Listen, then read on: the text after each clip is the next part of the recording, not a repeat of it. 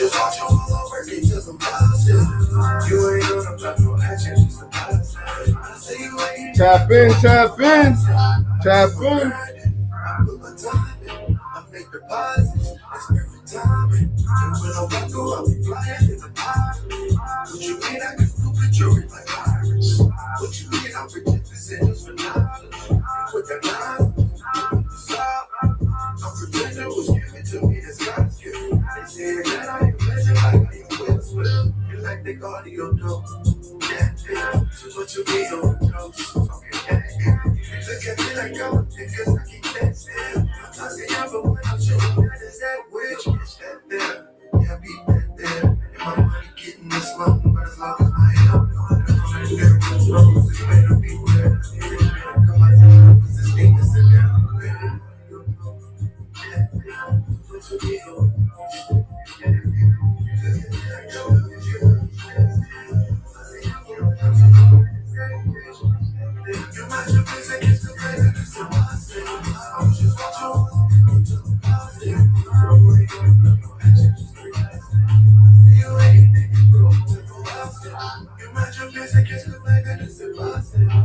Just watch your own work into the positive. You ain't gonna about no action, just a positive. You ain't nigga broke to the last time.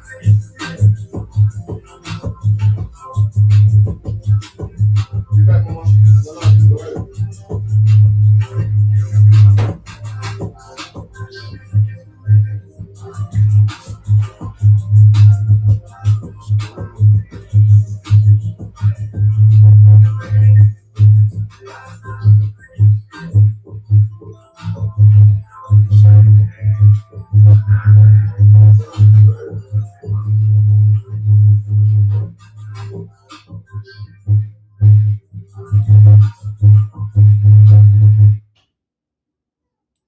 Oh, that was Instagram.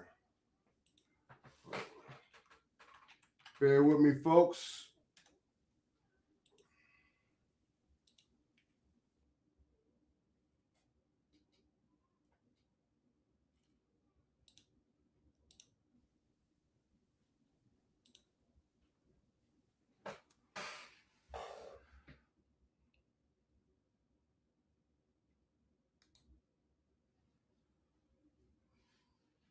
Am I alone?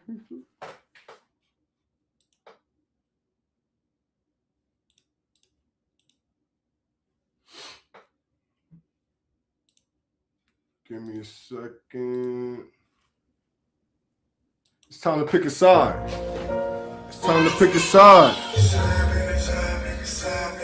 Let me get this Instagram going again. Hold up.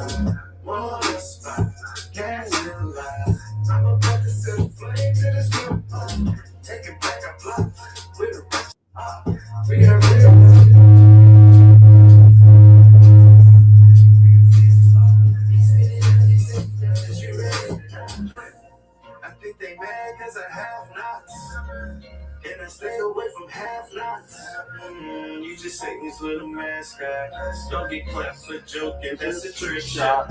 You surprised,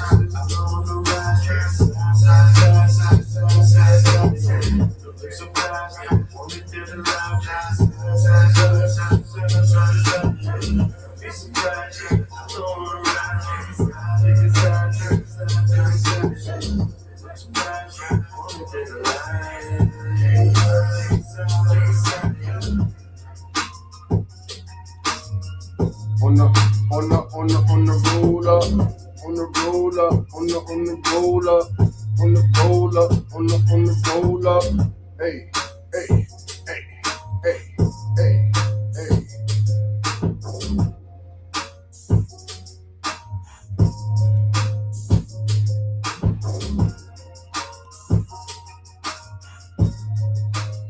We're getting back to the higher. We're getting back to a higher. All praises, tap in, tap in.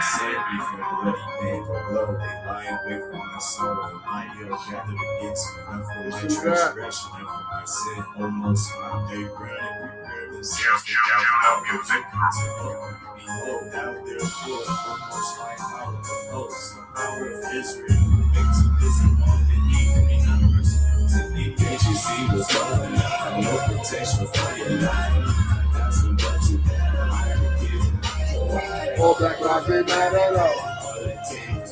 Hey, hey.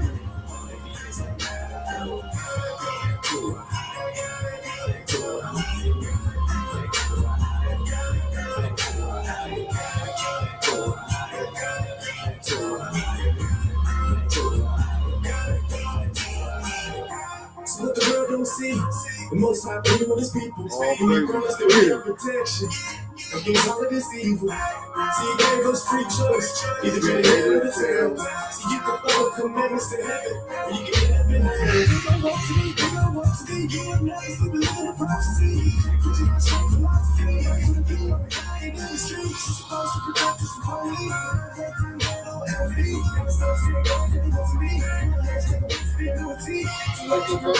Too late to repentance gone.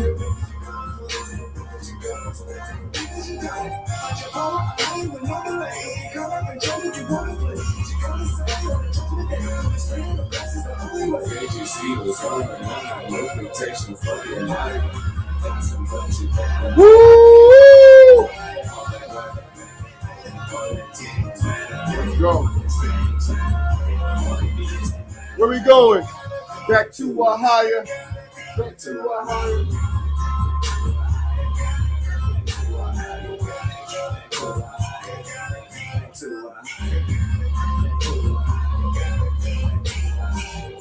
If you separate people from their power, which is their God, then you can control the people. You can kill the people. You can destroy the people. We gotta come back to our power. Yeah, everybody know that we know spiritual. Look around and we look so pitiful.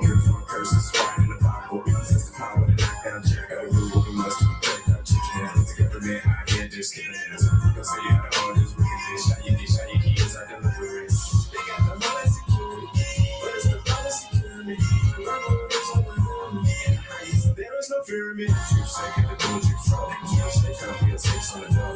They come to school, you will see a killer on the way, so we gotta stay home. Can't you see what's going on? No protection for your life. Got some budget that I like. Kids and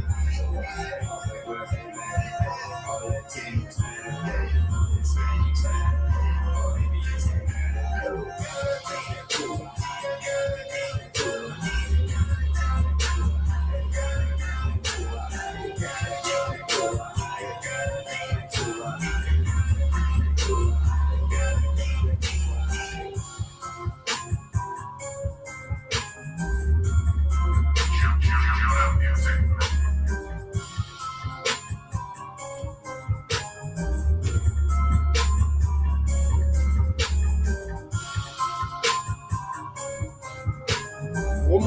One more song. Just getting warmed up. We clipping this anyway, right? One more. I'll be there. Judah Music Group, another book which Enoch wrote for his son Methuselah, and for those who will come after. Because they ramping up.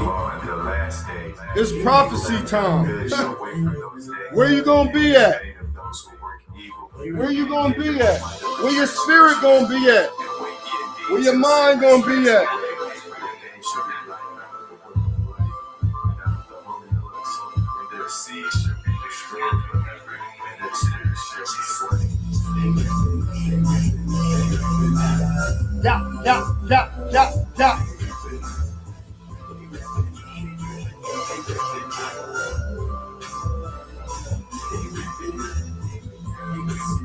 Yeah.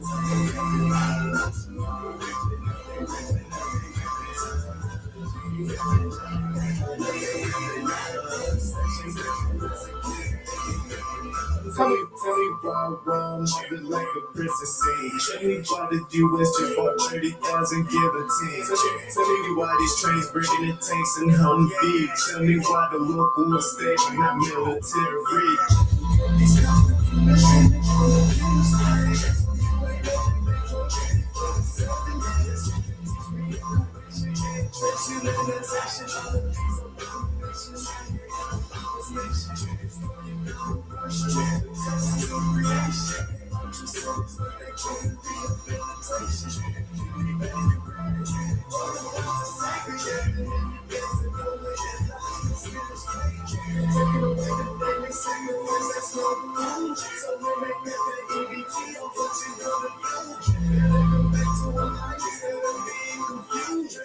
If you ain't got this shit, you won't make it through.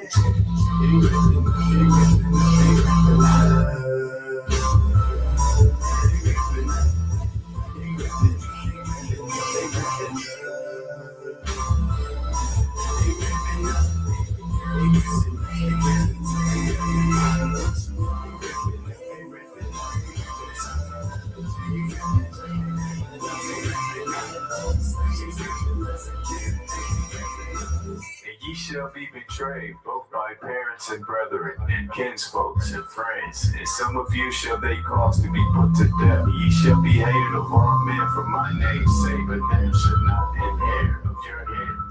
In your patience possess ye your souls. Ye shall see Jerusalem passing on you. They know that the desolation thereof is not unto the world, and that door thereof is one of the destruction.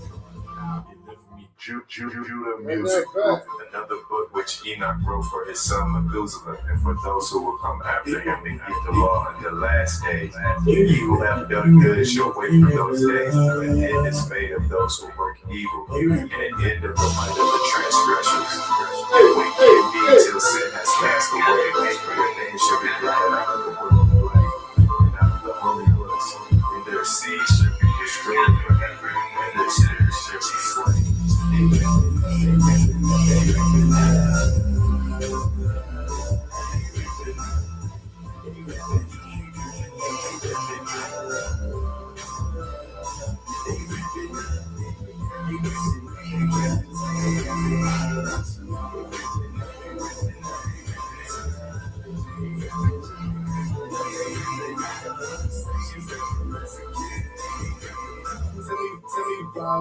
Treated like a prison scene. Tell me why the US just bought 30,000 guillotines.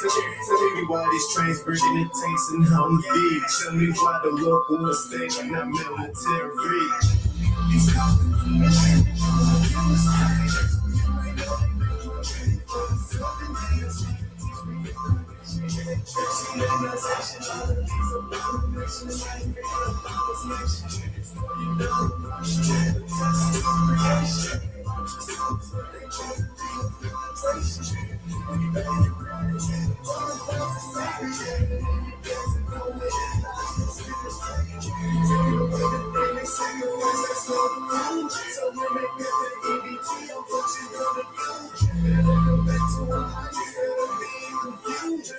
If you ain't got this shit, you won't make it through.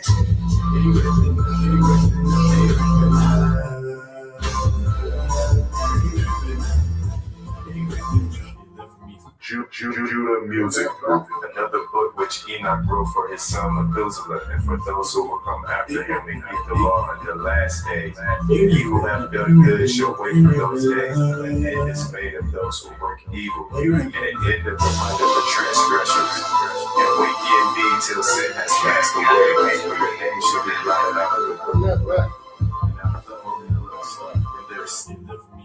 Tap in. Another book which Enoch wrote for his son Methuselah, and for those who will come after him and keep the law in the last days.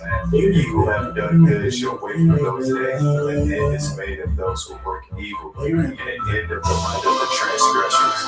And wait ye indeed till sin has passed away, for your name shall be blotted out of the book of life, and out of the holy books, and their seeds shall be destroyed forever, and their spirits shall be slain.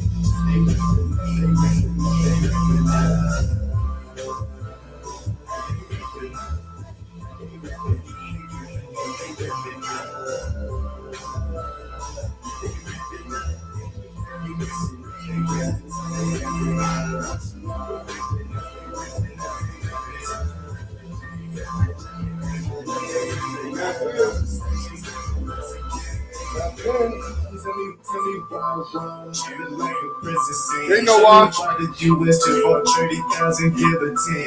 Tell me why these trains bringing the tanks and Humvees. Tell me why the local and state not military free.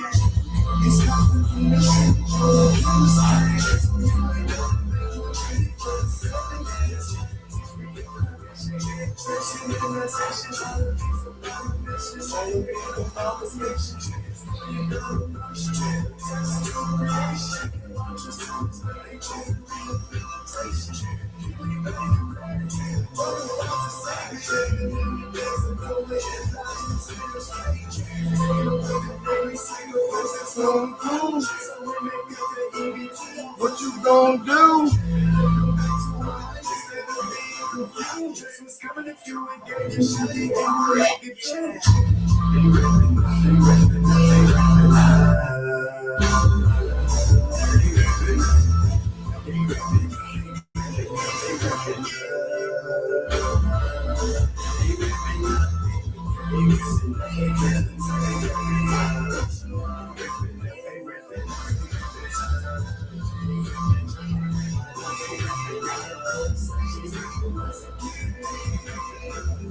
Ye shall be betrayed, both by parents and brethren, and kinsfolks and friends. And some of you shall they cause to be put to death. Ye shall be hated of all men for my name's sake, but there shall not an hair of your head.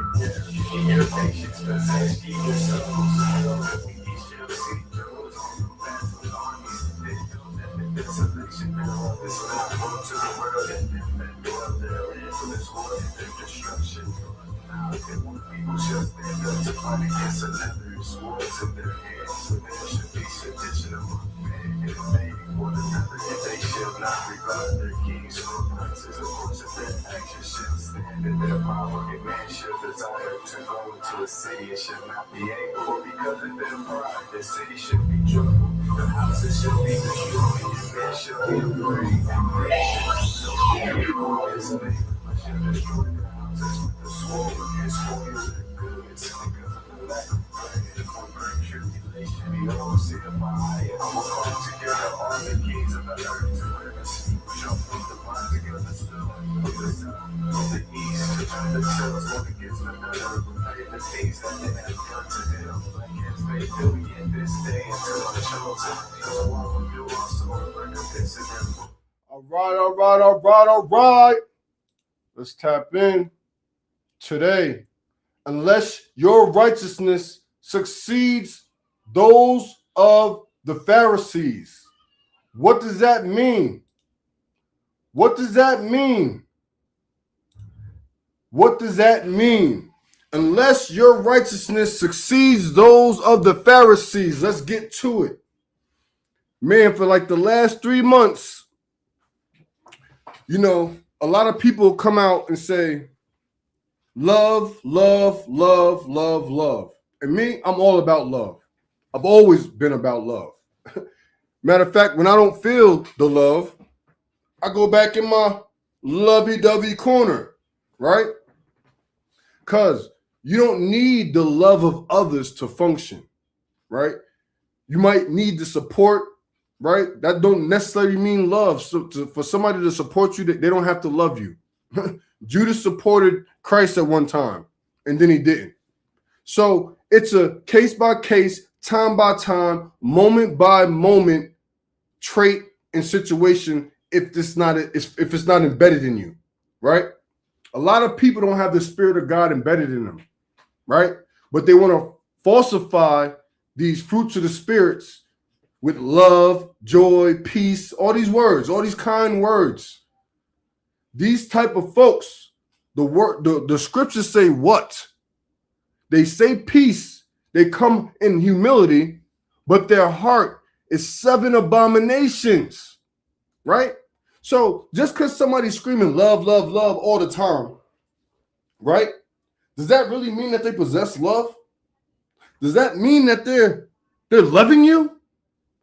Or do they have ulterior motives, right? I say that to say throughout my life, the love that I've always shown, it's always getting casted away or like it's not love, right? And to each their own, because, it's a balance. It's a balance, right? But for the most part now, what I see teachers, preachers, influencers, people trying to gather people to them out of love, right? Let me tell you something. I was fasting and praying last week on it, right? And I came across a video after my fast. I'm going to play the video so you can hear it, right? Let me just play the video. We're going to talk off the video. But what I've always said is anybody that's just saying love, love, love, I love my brother, you love your brethren, but you wouldn't defend them. You love your brothers and sisters, but you wouldn't defend them against the Pharisees or against wrongdoing. That's love? Oh, no. You're going to love the Pharisee and stay in order to keep your place. That's love? That's not love. Christ said what? He will die for his people. So you can't even stand up for righteousness, but you're Christ-like? Somebody's lying. So, like I said, dealing with what I've been dealing with, doing too much, going back and forth with people on Facebook and stuff that a lot of your elders and Pharisees, they don't do. So they can have their platform and just speak, and then they can just fall to the wind. That's what I'm about to pick up. I don't need to be debating and going back and forth with people. Most people that aren't even going to make it, right? Let's be real. Most people that aren't even really going to make it. That's in the truth, out the truth, don't have a clue what's going on. 3 categories. It's going to be a remnant from each one, right? So, like I said, the reason why I didn't get chastised the way I did, because the Lord showed me, right? Instead of healing, I said this plenty of times, instead of going out to heal people, I end up digging a bigger hole for them because of their pride, right? So it's something that they got to deal with, and it's something that I got to deal with, right? But here goes the scenario, right? I seen the brother Ratasan on my other page. He posted something about people chasing. What do you call that? What's that word? Where you need a cosign from people. What's that mean? I'm gonna have to go put that video now. You're chasing clout, not clout. Not what are you doing? What are you doing? You're chasing acceptance. Whatever that word is. You're trying to get accepted by people. That's not the case. Or seeking validation. There you go. Seeking validation from people. I've never, ever been a person to try and seek validation from anybody. Right? Ever. For nothing. Right? But here goes the issue from past life to where I'm at right now. Or where I was. Right? My thing was always a unity. If it's not unity, I want to be in my house. I want to be away from the nonsense in my own space. If we not on one accord, balling together, doing whatever together in one spirit, one body, doing the thing in the world, in the truth, right? That's my heart. I can't be around phoniness. I can't be around people that I need to adjust who I am to be there. People that seek validation, they're chameleons. They're going to adapt to the atmosphere of the people. That's how our kings fell in the Bible. That's how our kings fell in the Bible. What did it say about our kings? The kings of Judah, right? They fell because of the people. The kings of the 10 tribes, they fell because they were just wicked. That's why Ephraim got cut off. Listen, man, I can't make this stuff up, man. Right? So there's a high confusion on people that love teaching the word, preaching the word, what they get, what they receive, and sharing it with people. And then people that want validation from people that they don't even know. That's not me. My issue was me preaching, teaching, and showing people and being a thorough and being 100 and not getting the respect or not getting the appreciation that I see wicked people, lying people, people that teaching false doctrine get. That don't have nothing to do with me. But in my mindset, it hits me like, why would I even want to deal with these people? They believe liars. They believe the Pharisees. So why would I deal with them? And it took a week and a half for the Lord to just really smack me up and be like, listen, because of you dealing with these people, it makes you not want to fulfill the visions that I gave you. Hey, that's obedience. That's disobedience to you, not them. I'm going to charge you for not doing what you're supposed to do, not them, right? They got their own things to worry about. You need to worry about what I got you on. And that's kind of what I fell off on, right? The mission at hand, not the business, not the healing. I don't need to heal. I need to learn how to deal with what's going to be in front of me. That's my issue. Not wanting to be a part of some Hebrew teacher, prophet, minister, Mountain Rushmore, but actually doing what God's always been showing me to do, right? And like I said, when people don't recognize me for who I am, it makes me be like, who cares? All right, cool. This is like, what's that meme that they have with the dude standing in front of the street and the truck's coming and you got somebody saying, hey, there's a truck coming. There's a truck coming, right? All I have to do is tell you there's a truck coming. If you don't want to move out the way, that's on you. But I'm gonna have to tell you, and then I'm gonna have to go to the next and tell that person too, right? So I can't stop doing things because the culture is based off perception. That's what I was wrestling with. Not that I was correcting people, not that I was showing people their error, not because I was telling people that they were wrong, and not because I was telling people that I'm a prophet. God told me, no, that's not your error. Your error is not finishing what I gave you. That I didn't give nobody else. That people will say that because you're not doing it, we can steal your idea, and now we'll do it. God's going to deal with those type of people too, right? But what he's telling me and what I'm telling you all in this walk, especially if you're not with a church or congregation, you're really walking by yourself out here, you have to follow the Most High Spirit that he gave you and make sure that you're lined up with this. Outside of that, nothing matters. Nobody's opinion, nobody's actions, nothing what nobody does outside of this 3 feet matters. Because why? You're going to be judged within this 3 feet. And you're not going to be able to say, oh, because of her, because of him, because of them. No.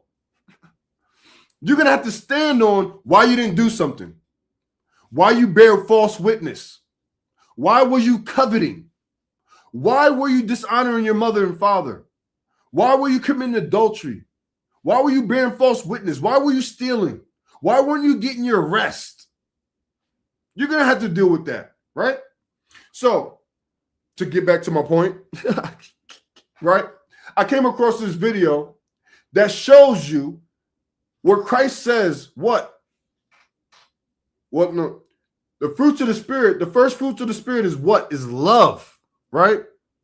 And Christ said what? Unless you be converted like this little child. What's that mean? I'm going to get to it. I'm going to play this video right here. It says, this is the most powerful frequency to leave the human body, right? Let me know if you can hear this. In this video, he speaks about the most powerful frequency to leave the human body. Make sure you watch this to the end and let me know what you think. Powerful frequency to leave the human body. Make sure you watch this to the end and let me know what you think in the comments below. A new study just recently came out that was able to measure which emotion produces the most powerful frequency out of the human body. Listen. And it wasn't love. Listen. This emotion was 4,000 times stronger than love. The study is called the Spain Scale of Emotion Research Project. In this video. So now, did you hear what he said?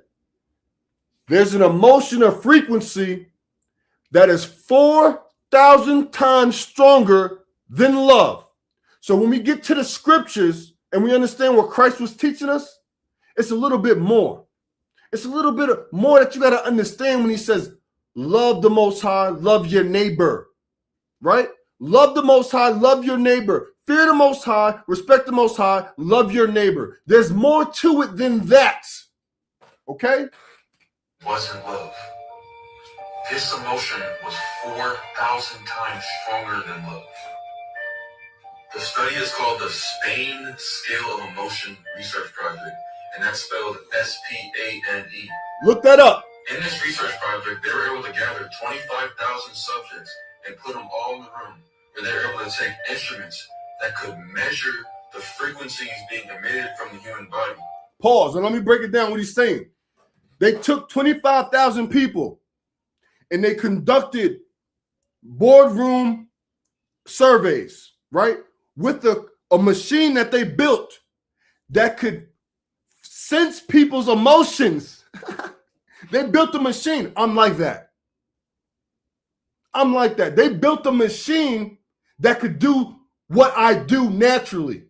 Since I was 5 years old, it's documented. They built a machine where they could scan a room and they could see who's emitting what. Anger, frustration, right? Love, hate, right? This is something that's embedded in the Spirit of God. It's called discernment. It's called discernment. People don't like when you have discernment. Demons don't like when you have discernment. Why? Because they know you can't play with them. And they know that you're not going to be able to play with you. Right? Keep going. And these instruments were so precise that they could isolate different emotions that humans were experiencing based off of the frequency that was being emitted from their bodies. What's an example? What's an example of this? Let's get back into the worldly. I come up on somebody. I know right then and there where you at. And if I want something, I know I'm going to have to wait for a certain moment or for you to be in a certain space for me to get what I want. All right? That's from 5 to up. 25, I cut it off. At 25 years old, I cut that off. But I still have it as a part of my discernment. But the way I used to use it in a manipulative, selfish way, right? I put that down at 25 years old. So I had a 20-year run of being able to run things up on people. What's an example? Females, right? I know what's going to happen, right? Let's say high school. Here's an example. Ebony Alexander. Let's say I was in 12th grade. She might have been in 10th grade, right? Right now, she's a high school principal or assistant principal, something like that, right? Sorry, this is not a disrespectful thing. It's gonna be an example of the things I used to do, because I used to read horoscopes, everything. So I used to know when I used to wake up and I used to read my horoscope, I used to do certain stuff. I used to flow my whole day based off of horoscopes. So I used to do that up and down, right? So this one particular sister, this one particular girl, my homegirl, still to this day, everybody I grew up, we still cool with, right? I would know based on how she is acting and what she's admitting, right? If I could get money from her or not, right? This is not just about money. It's not about a money thing, right? But I also knew that if I could figure out where her space was and I could get something from her, I knew that during the day, I was going to get something else that I wanted from somebody else. So I say this because you could literally I could tag her in this and have her come up and she'll remember every time I did this for maybe about 3 to 4 years, 2 to 3 years, high school. So anytime I would sense where she's at, I would come up to it and I would ask her for $1. And if she gave me $1, I knew that later on in that day, somebody that I had a dream about, I was going to be dealing with them later. That's how I used to work. It was wicked. I thought it was having gifts and being gifted. right? So, same thing. I know where you're at. I'm going to sit down in front of you. I'm going to feel what's going on. And I'm going to wait for you to go outside of the parameters of being real or being upfront with me. And I'm going to wait for you to do me wrong so I could do you wrong. That's how I used to be. I used to be like that. I had to put that down at 25 years old when God showed me all the instances where I did that. So when people say they're coming over to the Most High and they're changing and they're healing, if God didn't show you every moment where you were in error, then there's no way that God is the one that's been sending you the correction, because the correction comes in an instant of you understanding, almost just like when you give your breath away and you got to look at him in Sheol, right? All the truth is going to come out right there. He's going to show you. And it even says in the Apocalypse of Paul and Peter that the sinners that go over, that crossover, they're still going to say that they didn't sin. Those are the Pharisees and the people dealing with evil spirits that I just can't deal with and I can't rock with. We're never going to get along. Why? Because they're prideful, and they're going to call me prideful and arrogant. But they're the ones that are prideful, right? I can admit my faults. I can say, you know what, I was wrong about that. No matter how bad, embarrassed I might have been, I'm going to be like, you know what, I was wrong. But see, a prideful person, your teachers, your leaders, your Pharisees that are out there, they get so embarrassed that they're wrong.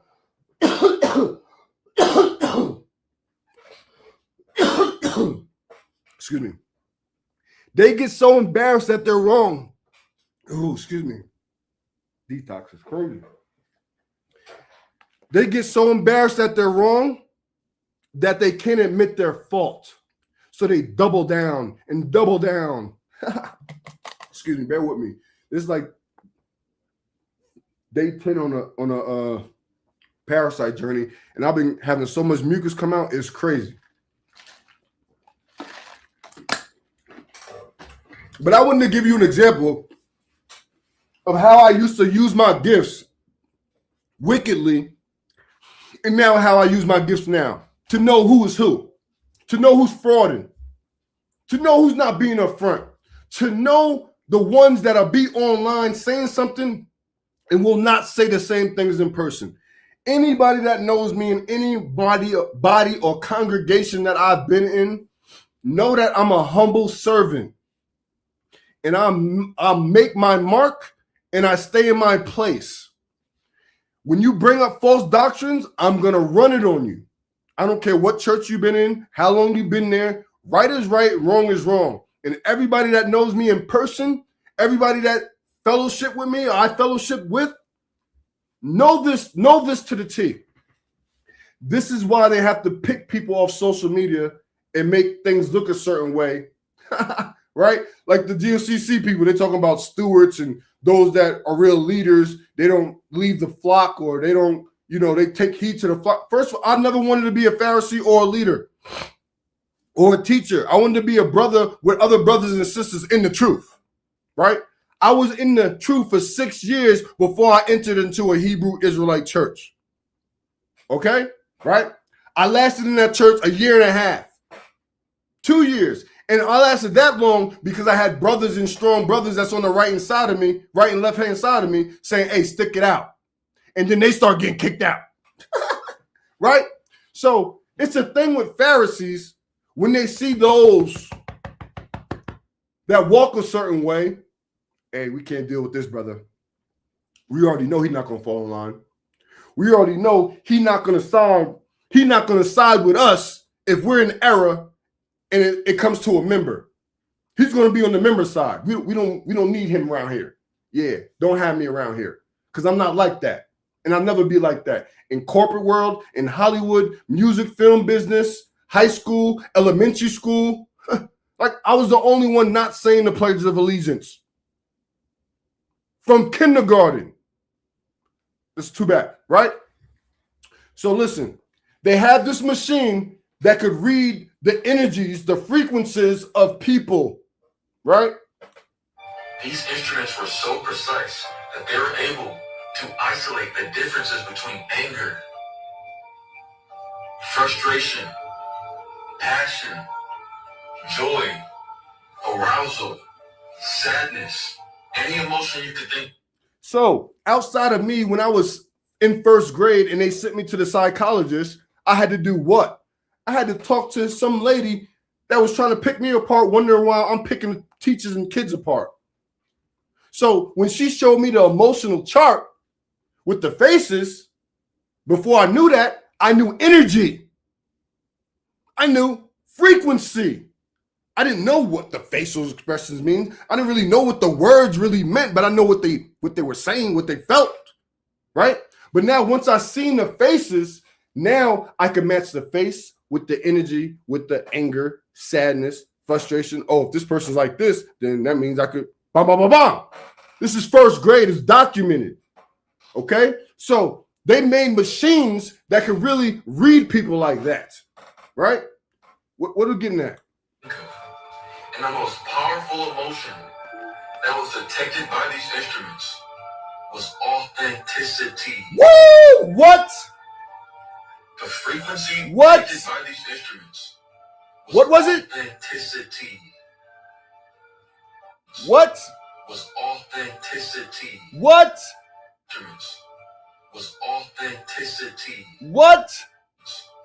Was authenticity. What? Was authenticity. What? Was authenticity. What?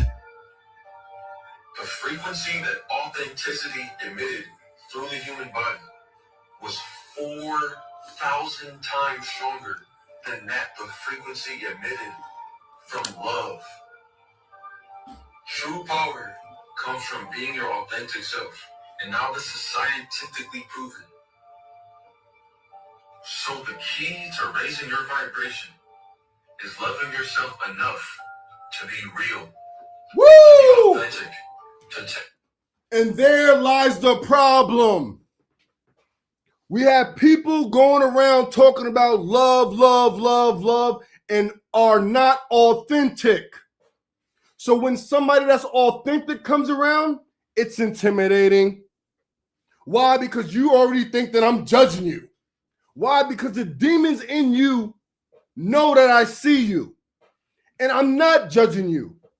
I'm going to wait for your actions to judge yourself. And I'm going to move accordingly. Right? So these type of people, the lovers, when someone authentic comes in, it's nerve-wracking. It's, oh, what's it? He's going to pull my card. He knows I don't love, really. He knows I'm faking right now. And this is the same thing with the demons came up to Christ. Did you come to cast us to Sheol right now? Did you come to cast us to judgment right now? Nah, man, well, why are you in my face? You know what? Go in these pigs. That's where you want to go? Go ahead in these pigs. Go ahead in these pigs. Because that's where you belong. Because you're not authentic. And if you were, you would say, help me. You wouldn't try and degrade my character. You wouldn't try and make false narratives about me. This is what authenticity does. So when Christ says, fear the Most High and love your neighbor, you can't love your neighbor if you're not being real with them. You don't understand. You cannot love your neighbor if you're not being real with them. And you can't be real with them if you're not being real with yourself.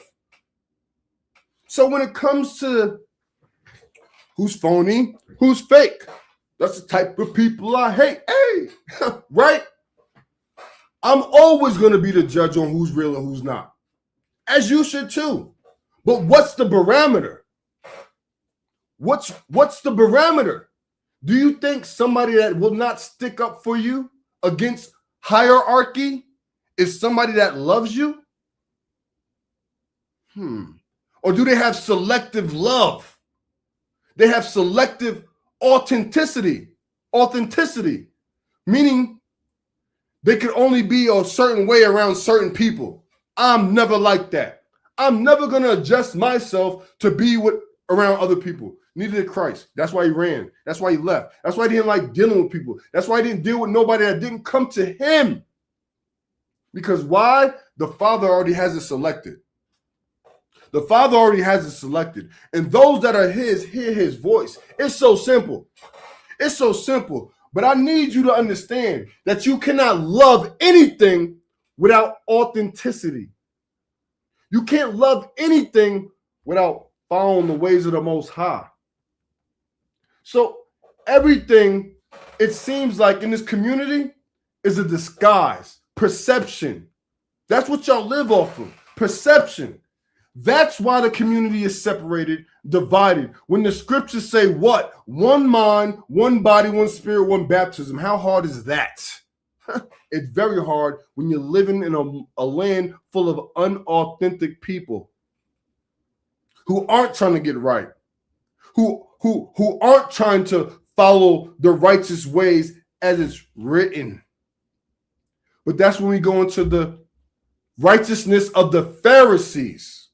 Right? Now we get into the lesson. I want to hear that again now. Say it again. Say it again, my guy. Frustration. Action you could think of. I need to hear it again. And the most powerful emotion Hear it again. that was detected by these instruments. The Most High sent this to me. Authenticity. What? What? Authenticity. He sent it to me. He sent me this video. Authenticity. He sent it to me. And said, don't worry about the response. Worry about you staying authentic.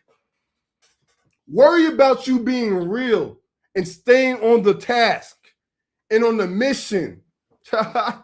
So I want to read this. That's an example. Real quick, before we get into the Pharisees, this is what I want to do. Hold on. Did I snapshot that picture? I'm damn sure I was going to post it when I seen it. Because, this is what they do. They do their cover up. Look what it say.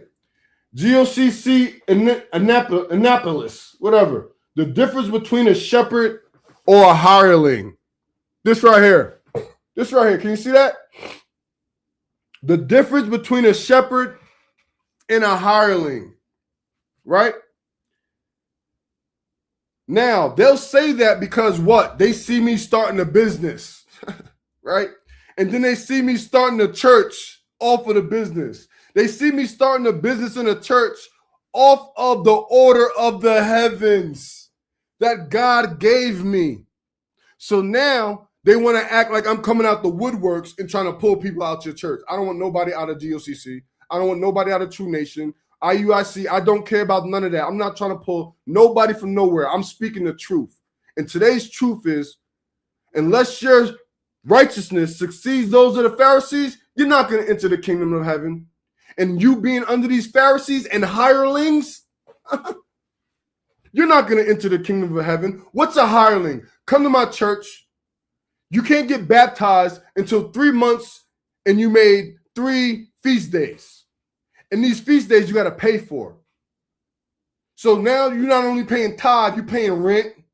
You paying rent. You paying for feast days. You paying for food. You paying for your elders' lifestyle.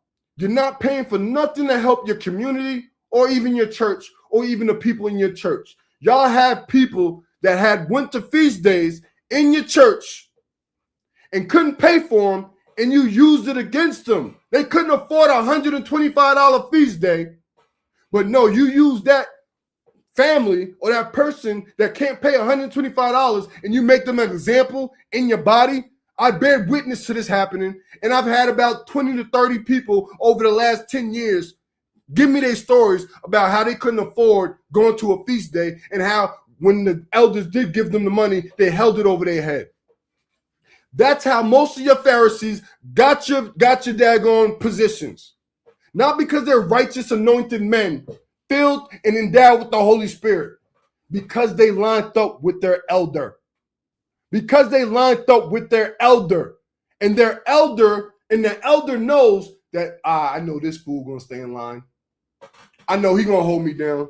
Thank you for making this video, Brother Dave. It's very refreshing to see that. Hey, all praises, right? So this is who your elder chooses. People that aren't authentic. People who will follow their game plan, their traditions, not the traditions of the Father. We're talking about the watchers, the fallen. They're operating in the fallen spirit. What spirit is that? See, if I love you, if you're my brother and sister, I'm not letting nobody do you wrong. Simple. Elder, CEO, president, bishop, pastor, prophet. If you in the error and you with my brother, you with my neighbor, and you doing the wrong, I'm going to say something. Y'all not built like that because your righteousness is under the Pharisees. So now you can't question the Pharisee. You can't bring witnesses against a Pharisee, even though it's all scripture, even though it's all Bible, right? But this is how they got your program. God said, I'm not worried. He's not worried about those that are in the storehouses that are getting pimped out. Jeremiah 23 says enough. They're going to leave when they leave. That's not my job is not to make people leave their organizations. My job is to bring forth the truth.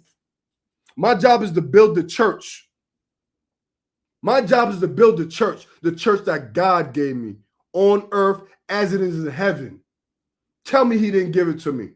Have anybody try to pull my card and tell me anything about my walk at any given time. You cannot. The only thing you can complain about is what I say and how I say it and how it makes you feel. And now we know it's authenticity that makes you feel that way, not the lack of love that I have embedded in me. Hey, take that to the bank. Take that to the bank. You don't know what love is. You've been being sugar-coated by these Pharisees for so long, you scared to leave, right? You scared to leave, right? And you have no faith in the Most High through Christ. Because if you did, there's no way you would subject yourself under people that aren't authentic. I couldn't do it. So I'm the barometer. I couldn't do it. So you can? You can watch your brother get done dirty and say, oh, it's not my business. You can do that. I don't want you around me. No. This ain't for you. This ain't for you. Okay? I want you to understand this. This is not for you. This is authenticity. Authentic. Real. True. Admit your fault. Amend. Accept. Ascend. A3. Let me stop. I'm not doing the formulas right now. Everything has formulas. Everything comes out to a solution. So when I see a Pharisee, when I see a person, when I see a people act a certain way, I already know what's going to happen. I can use it, like I said, the Brother Bronze situation. Back and forth for years, not exposing his church when he knew I could have. Defending him. And I told him what was going to happen. And it all happened. And he learned. And now he got spun out. And now he's teaching you can't eat meat. Now he's teaching that if you eat meat, that you're filth. Now that he's teaching that if you eat meat, that you're so full of anger and cortisol and hate that you can't function in the spirit, that the Lord's not with you. That's what he's teaching now. Why? Because he wants to be against the people that church hurt him. When he was out calling people church hurt, right? It's an example. It's not nothing I care about. I seen it years before it happened. No, see, this is another thing that unauthentic people can't do. They can't admit their faults, right?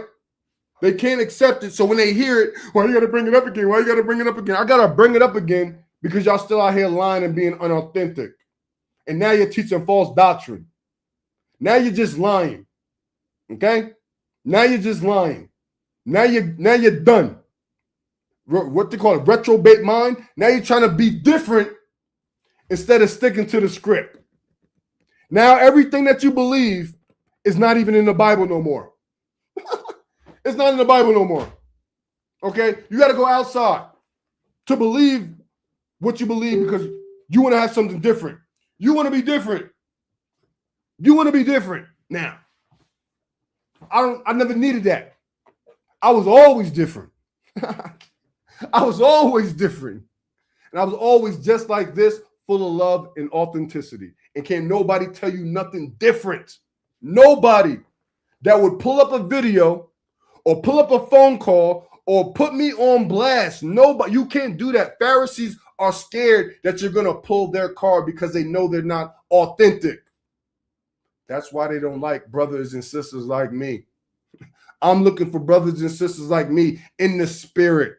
One that can understand where somebody is in their journey and be able to teach them. This morning, I taught a class of 15 to 20 people of Kenyans, Gentiles, Hamites, seeking the word. I taught in simplicity, salvation, and they received it.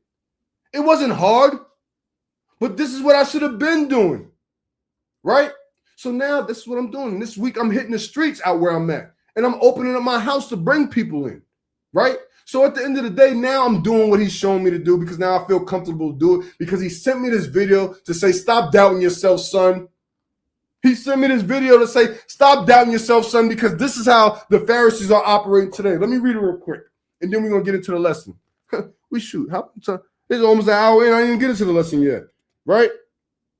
Here we go. So this is, let's say Elder Ricard, right? This is how we got lawyer, and then it goes down to the list. This is how they got everybody, right? This is how they got Gabar too, right?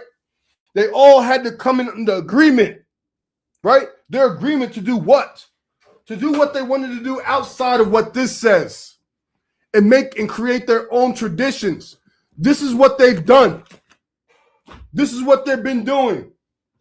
And the Most High is going to uproot it soon. I'm not going to uproot it. I said it 2 years ago. I told y'all to build a church 2 years ago. How God said you're supposed to be running the church. Now he got me building it. So, okay? So now it's not about talking no more. It's about doing. And I'm going to do. Right? Here we go. This is Enoch chapter 6. And this guy, who was their leader, said unto them, I fear ye will not indeed agree to do this deed, and I alone shall have to pay the penalty of the great sin. So, listen. So now going against the book and making your own traditions, like if somebody wants to get baptized, we can't baptize them on the spot if they believe. Why? Because we have to make sure that they're going to be able to ride for us. They're gonna be under us, not under God. We're not baptizing them into the new covenant. We're baptizing them into the church. They need to be up under us. We need to know that they're paying tithes. We need to know that they're coming to the feast days. We need to know that they're in order. Right? Where is that in the Bible? Okay. And they all answered him and said, Let us swear an oath, and all bind ourselves by mutual imprecations not to abandon this plan, but to do this thing. So all your leaders, so when I talk to them GOC dudes that call me from North Carolina, and they be like, well, we know Elder's wrong. We're not agreeing with it, but we got to focus on our body. That's not our problem. One mind, one body, one spirit, one baptism. Okay, so it's a lie. Just like I told Gabar in 2017. Just like I told Gabar in 2017. Wait, what do you mean you and Elder Ricard don't agree? What? This is 10 years ago. What do you mean you and Elder Ricard don't agree? I thought y'all especially supposed to agree at top. Y'all making us have to agree in this body, and y'all, they're not even right in the body. What is going on? No, I'm not staying here. No, I don't want to join GOCC New York. Philly's disgusting. I'm good. I'm out of here. Right? After telling them why I'm leaving. Face to face. When people, they be like, oh, you wouldn't say that to the elder's face. Why not? Your elder don't want to see me face to face. Your elder don't want to see me face to face. None of them. Okay? That's the reality. Why? Because they know I'm authentic. And I'm not going to get the wool pulled over my eyes and just say I'm going to stay in my place. Like your deacons and your bishops do throughout the bodies. Right? You're all connected. Do you see this? You're all connected. You're on one accord for that, for wickedness. Perception. So now perception, we're all on one accord. We have to be in understanding and agreement. Lies. Lies. So what did Christ say about this, right?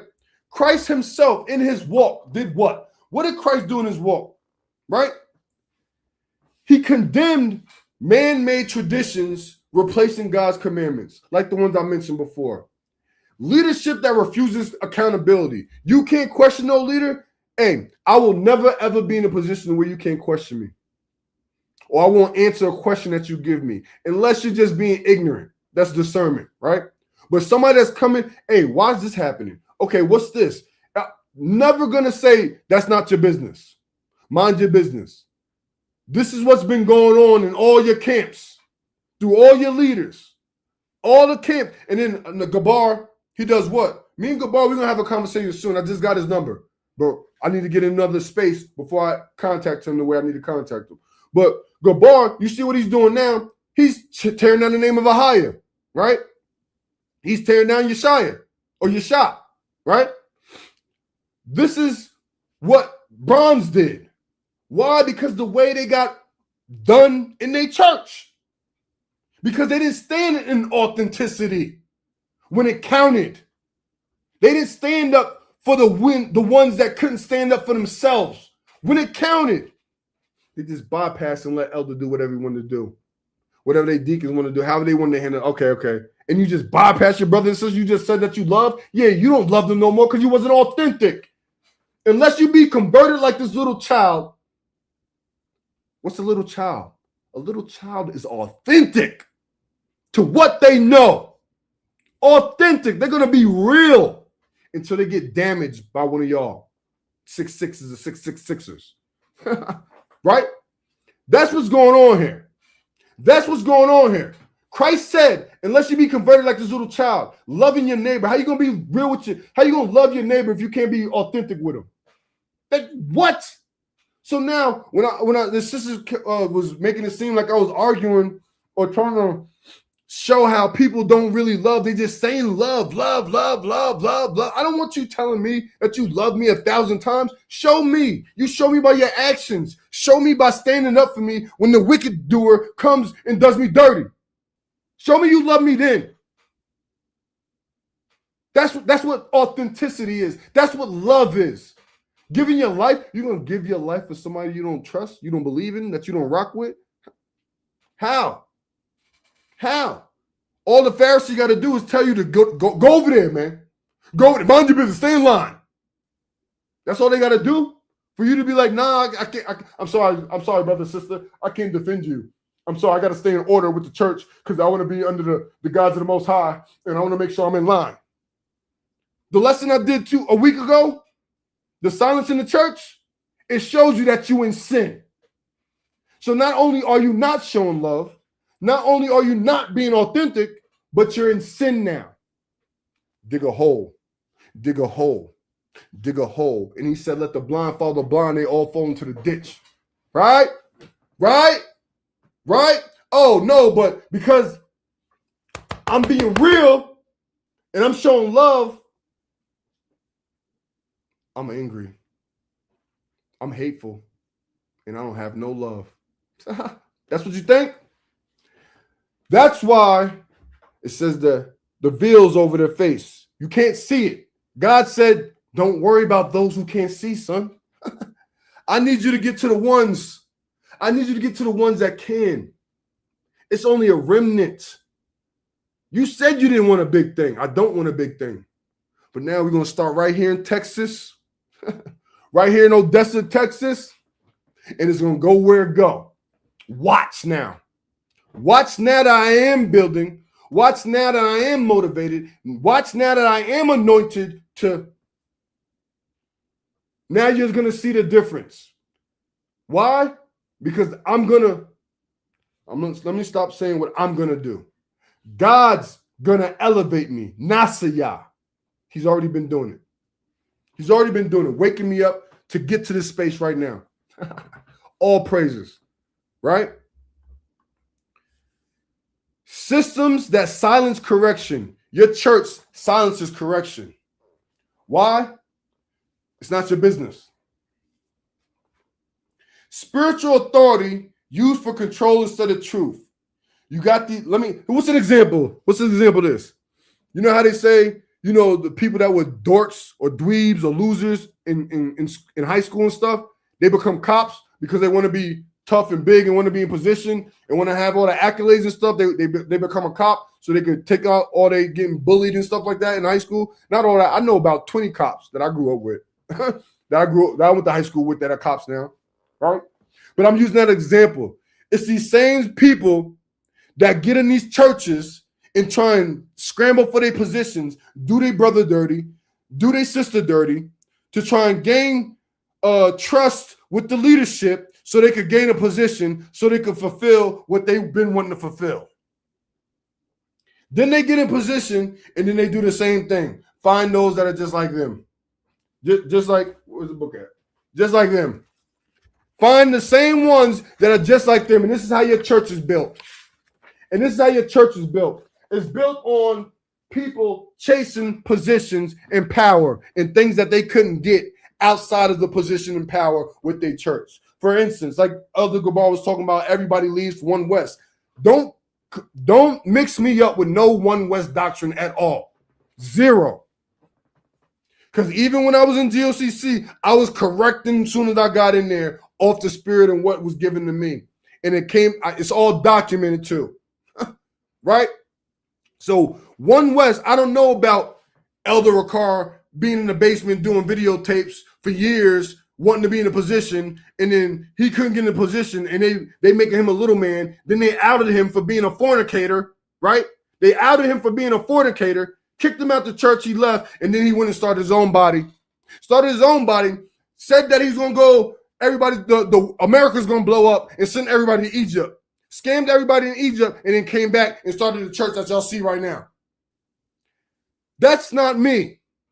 I didn't go to GOCC and say, I want to be a leader, and then I didn't get chosen to be a leader, and then I said I wanted to leave, and then I left, and then I try to bring people with me. That's not me.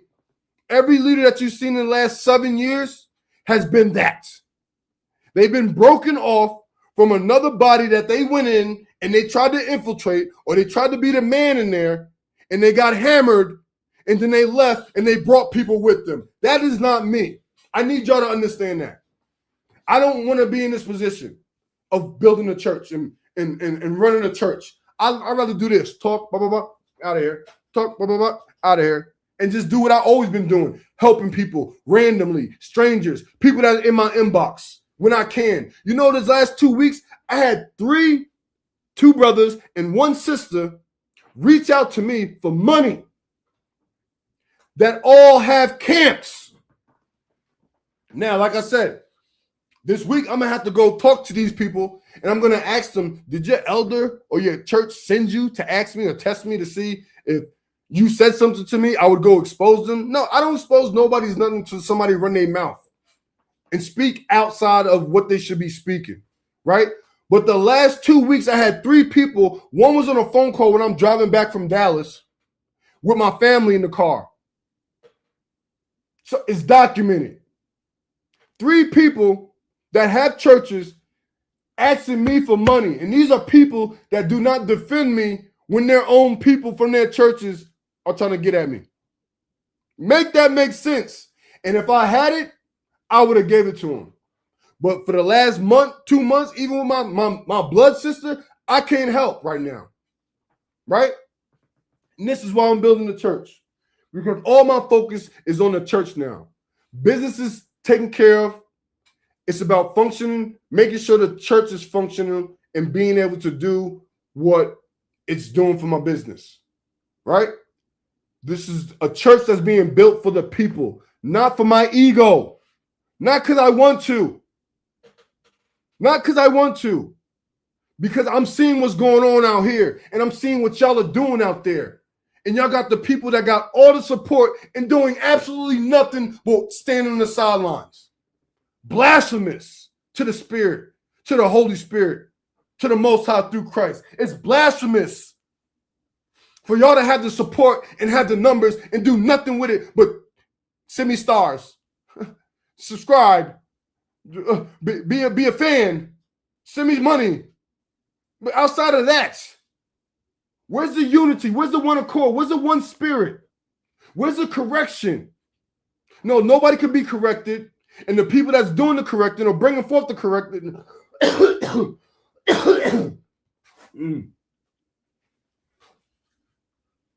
people that are bringing forth the correction are the aggressors, are the ones out of order, are the ones that people should stay away from.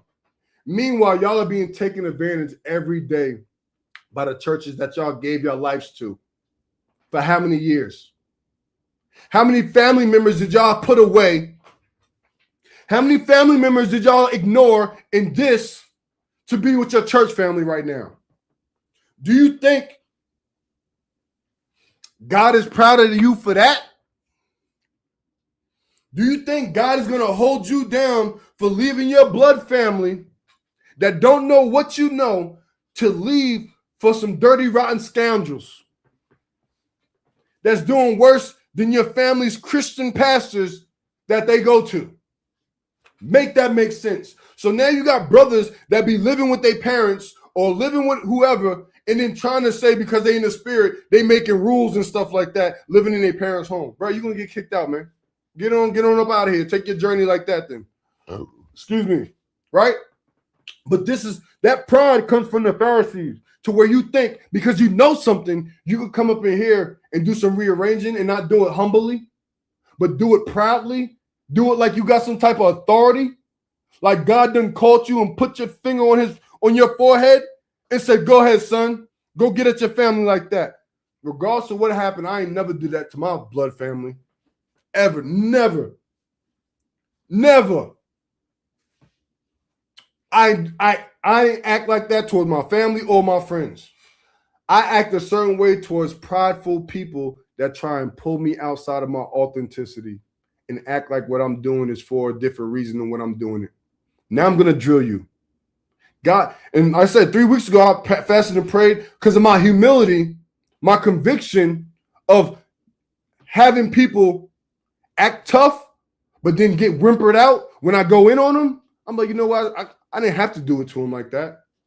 But yeah, sometimes you do. But God said my error wasn't that. And if my error was that, it would have been if the person that I was getting at was really humble and really seeking the Lord and blameless. He would have knocked me down. He would have knocked me down. But instead, I knocked myself down because now I'm getting in my head because now I'm doing too much. And now I'm trying to do much, but nobody's recognizing it. So now I was like, why I need to build a church? There's 1,000 churches. Why I need to build a church? There's 1,000 churches, Lord. What would you have me do this for? Because the churches aren't being ran according to Acts 2. The churches aren't the churches that Christ established. The churches aren't the churches that the disciples established. So me doing all this yapping for 10 years, 2016, 17, almost 10 years. In 2017, it'll be my 18th year, like when Christ came out in his 18th year. So all this right here is the warm-up. The warm-up before the healing starts to come. The miracles, the things that you think that might not happen is going to start happening. The things that I've been doing since I was a little kid is about to start happening. Right? Let loose for that. This is a time to call out. Call me out. I'm never going to deny a question. I'm never going to deny an allegation. Bring them forth righteously. Like how I'm going to bring forth righteous segments for you to analyze with your spirits and your mind, if it's there. I'm not worried about validation. I'm from Tuckahoe, New York, born and raised, right outside of Yonkers, 10 minutes from the Bronx, 10 minutes from everywhere you could think of in the city. I never had to seek for validation for nobody. I always did what I wanted to do. And that was part of my issue. Right? But learning this and where I'm at now, I had to get back to how I used to move and groove when I was in high school. Why? Because in high school, people hated on me for the same reasons. That's why our high school teams never won. Because everybody just wants to be the one. Everybody wants to be the man. Nobody wants to be a team and come together and go hard for each other. I'm going to go hard for my stats. I'm going to go hard for my stats. I'm going to go hard for my position. I'm starting today. I used to tell my coach, I don't want to start. Put me on the bench. Make me the sixth man. I come off the bench, coach. I like watching people first. And then my assistant coach will be like, hey, dog, you ready? Yeah, I'm ready. You know what to do. Yep, I got him right there. Put me on him, coach. That was me. That was me. In my senior year, I started. 11th grade year, I started. But even then, I come off the bench. That's the type of player I am. Why? Because I know, man, if I was even more, especially in basketball, man, it's just, that's my issue. That's what God told me my issue was. Because of the bickering, because of the competitions, because of the hating, because of that, it would make me not just, I don't want to deal with that because it's going to make me fight you. It's going to make, like, you really going to be like that? Let's go scrap. Right? Let's get down to it. Don't go over here and go get 3 or 4 other people and be like, hey, dog tripping, dog was saying this, dog was doing this, and then blah, blah, blah. And now I got the 3 people that you done pull looking at me funny now because you done told them something that I ain't even know, never showed them before. Right? This is what witchcraft is. This is what sorcery is. This is what Brother Bronze was doing to me. When he seen, we met each other in LA. We supposed to link. He seen my temperament and what I'm on and what I was building, what I was doing out there. He seen that I wasn't going to follow him. So everybody that he put me on with or he had me connect with, it was only like 3 or 4 people. But those same 3 or 4 people, they just went ghost out of nowhere. Out of nowhere. Right? And as he went ghost out of nowhere. Right? Why? I don't need to know why. I know why. Right? So it's stuff like that. The unauthentic people that I just can't deal with. And when I see it and you can't correct it and you can't admit it and you don't address it, I got to toss you to the side and whatever comes out how it come out. I'm not worried about you pulling no cards on me. You cannot pull no cards on me nowhere, anywhere. And go ahead. The door is open.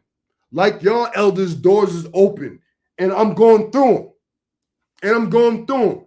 Just like today, the Pharisees, quote, any church, camp, or organization that imitates Pharisees' behavior cannot produce Christ-like consciousness. So unless your righteousness succeeds those of the Pharisees, that means succeeds the rules and the bylaws in your church that don't go according to the scripture, that will not have you protect your neighbor and fear God, but fear the Pharisee, you out of here, man. You the blind that follow the blind, man. Okay? I'm telling you this. And I'm always going to be like this. I'm always going to preach. I'm always going to teach with passion, with realness, with authority, with authenticity, right? That intimidates people that aren't real with themselves. People that aren't trying to correct what needs to be corrected. People that are insecure. People that are jealous. People that are envious. People that are hateful. They're not going to like me. And I'm not going to like you. And I'm not going to like you. And I'm going to tell you who you are before I dismiss. That's how I move. And then I'm Homer in the bushes. Why? Because it saves my mentality. But that's how hard I used to be before. I got loosened up to where I start caring now. Hey, nobody wants to come together and really build something that's real. Oh, you want to learn trading, stock market trading, and I'm building what the next trade coin is going to be. Right? What's the difference between trading and playing poker? Nothing. See, that's another thing. It's so much respect of persons. It's so much respect of persons, just unfairness, bias. All these things come from Pharisees. Come from people that aren't authentic. Those from people that can't show love. They can't defend you. They won't defend you. They'll say, hey, the shepherd's going to lay down their life for the sheep. Name all the tragic events, the natural disasters that happened in the last 7 years, from COVID 2020 to now. Every time something happened, how did your church act? Tells you right there. Besides that, right? So why? Pharisees created man-made rules to protect their power, protect their positions, their perception of what they think they have power. You only have power with the people you got fooled. Ain't no power over here. Witchcraft, all the sorcery, One Nation, One Power, GOCC, One Nation, One Power, we getting with y'all tomorrow. I'm going to show you your elder. I'm going to show you what your elder, this is the guy y'all listen to, right? And then you got these other guys that be teaching false prophecies. I got them on video. I'm going to play their videos too and show you how they teaching falsely too, right? Is this to knock down their church and build mine up? No. It's to call out the folly that's going on in these organizations. And like I said, in 2025, I came out and said exactly what y'all should have been doing, right? But then it was you trying to separate the church. You trying to bring people into you. I'm not even building a church. What are you talking about? I'm giving you what God literally told me when I was about to die. I didn't come out and saying I seen the sapphire realm and I seen the Milky Way. I seen the Milky Way and the sapphire realm when I was 5 years old. So I know what he was talking about in a sense. What I heard, I'm putting it together. I didn't watch those videos because the brother Chawazar, whatever his name is from New York, he started going in on Brother Bronze. I didn't get on that train. I didn't go and see what he was actually teaching. I didn't get to Brother Bronze what he's teaching until he's doing this meat stuff, and he called me a cortisol killer, a angry cortisol man, right? But I can relate to certain things and understand certain things, but I can see why you're saying and why you're going certain places. You're trying to be different. And then you being different, now you're teaching false doctrine. Now you are different. You're outside of righteousness, man. Just stop teaching. Focus on farming. That's what you want to do? Farm, build the vineyard, man. Start producing fruit. How long you been out the church? You got all the following. How come you don't have nobody on your land living right now? Right? You got all the support. You got all the people. But you shipping $7 watermelons, $1,007 watermelons from Georgia to Cali. Come on, bro. Stop playing. Stop playing. And anybody that I speak of has my number, so they can always reach out to me. There's a reason why he stopped calling me. There's a reason why. You want to do your own thing? Now you're teaching false doctrine. When you should have been authentic and kept it real. Keep going with your flowing, bro. Do your thing. Right? Now let's get into the Bible. Examples of Pharisee man-made rules. Adding burdens. Matthew 23 and 4. Matthew 23 and 4. Matthew 23 and 4. First point. 23 and 4. For they bind heavy burdens and grievous to be borne, and lay them on man's shoulders, but they themselves would not move them with one of their fingers. So you set up rules for your congregation, but your leaders don't follow it. They're liars. They're frauds. They're liars. So what else you want me to say? You're defending a liar and a fraud. And you're saying because you want to stay in line with God. Go look at the Silence in the Church lesson 2 weeks ago on my YouTube. Okay? Go look at that lesson and really think to yourself, am I being saved? Am I in the right storehouse? Right? To where they're putting these burdens on us and they don't even follow them? They say, what'd your elders say? The Grammys is wicked, but he at the Grammys? Huh? Okay. Matthew 23, 16 through 22. Creating loopholes to avoid accountability. This is what they do. Create loopholes to... Let me put this in the chat. First one. Adding burdens. Next. creating loopholes to avoid accountability.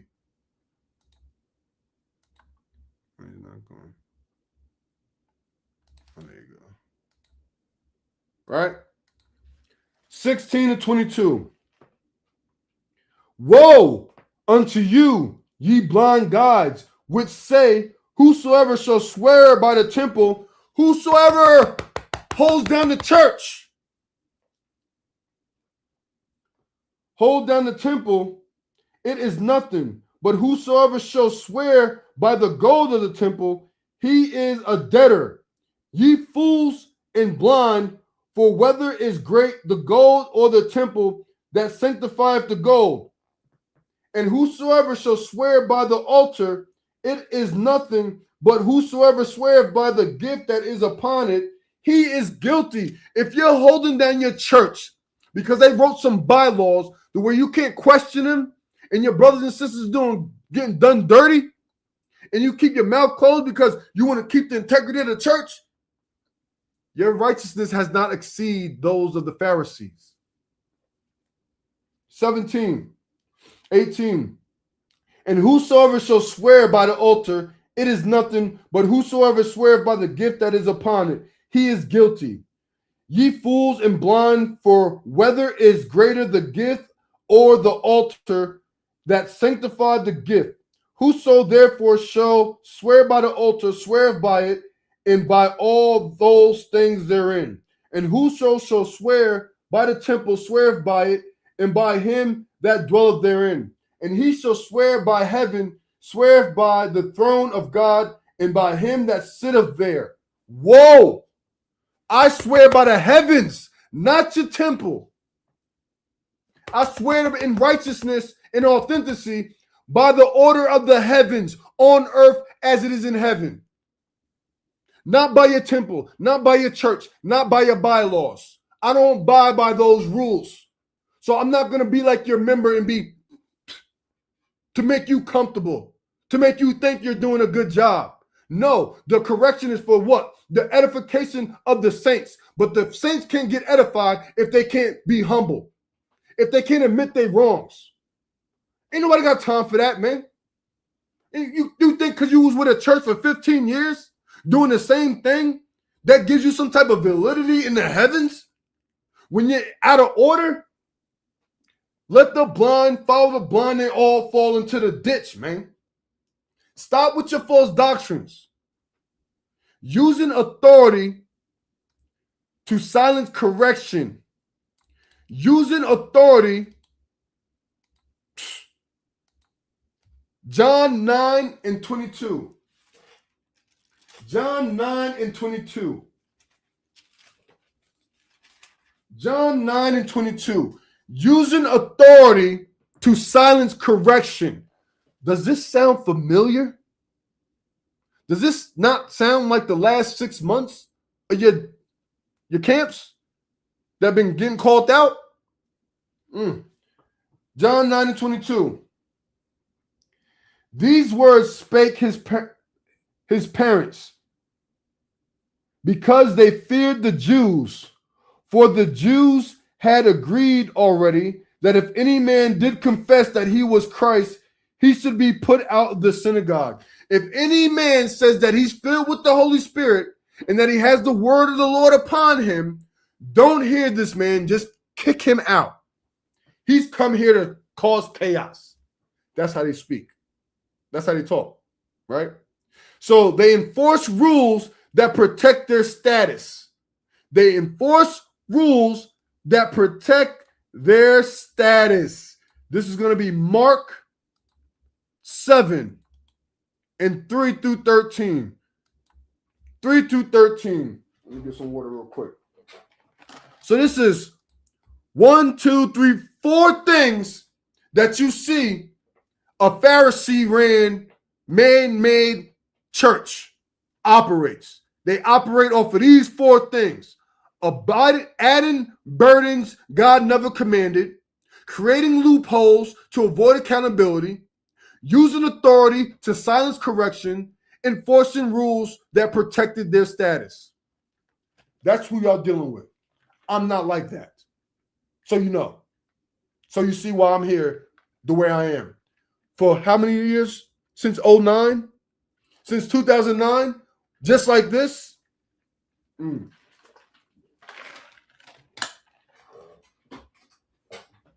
Remember your elder used to use the field tactics? The fear tactics? If you leave the church, where are you going to go? Where are you going to go? Nobody else has the truth. Bro, y'all was getting manipulated and sourcified. Man. Mark 7 and 3.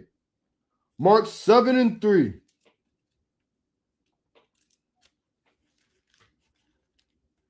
Mark 7 and 3. We're going to read this whole thing. Mark 7 and 3. For the Pharisees and all the Jews, except they wash their hands, eat not, holding the tradition of the elders. And when they come from the market, except they wash, they eat not, and many other things there be. So this is basically giving an example of a tradition that the Pharisees created based on their laws. So if you didn't wash your hands coming into the temple, you were considered unclean. That's not in the scriptures, man. But this is an example, right? And when they come from the market, except they wash, they eat not, and many other things there be, which they have received to hold, as the washing of cups and pots, brazen vessels, and of tables. Then the Pharisees and scribes asked him, why walk not thy disciples according to the traditions of the elders, but eat bread with unwashed hands? Ain't nobody caring about your bylaws and what y'all are saying is righteous. Y'all are liars. Nothing y'all do and say is righteous. Everything y'all do is perception based, because it don't count in the heavens, because y'all all wicked and y'all all out of order. Who? Do I need to say names? Right? He answered and said unto them, well, hath Elijah prophesied to you hypocrites,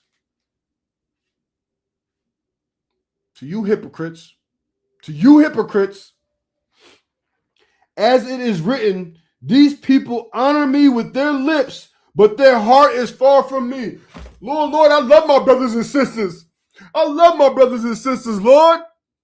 Hey, your brother's struggling. Hey, your elder just did your brother and sister dirty. Oh, that's not my business. I'm sorry, Lord. That's not my business, Lord. I'm sorry, Lord. It's not my business, Lord. How do you sound? How do you look? That's how you are. I don't want you around me. There ain't nobody recruiting nobody out here. I'm teaching the gospel. I'm teaching the truth. I'm preaching the truth. I'm prophesying what's given to me.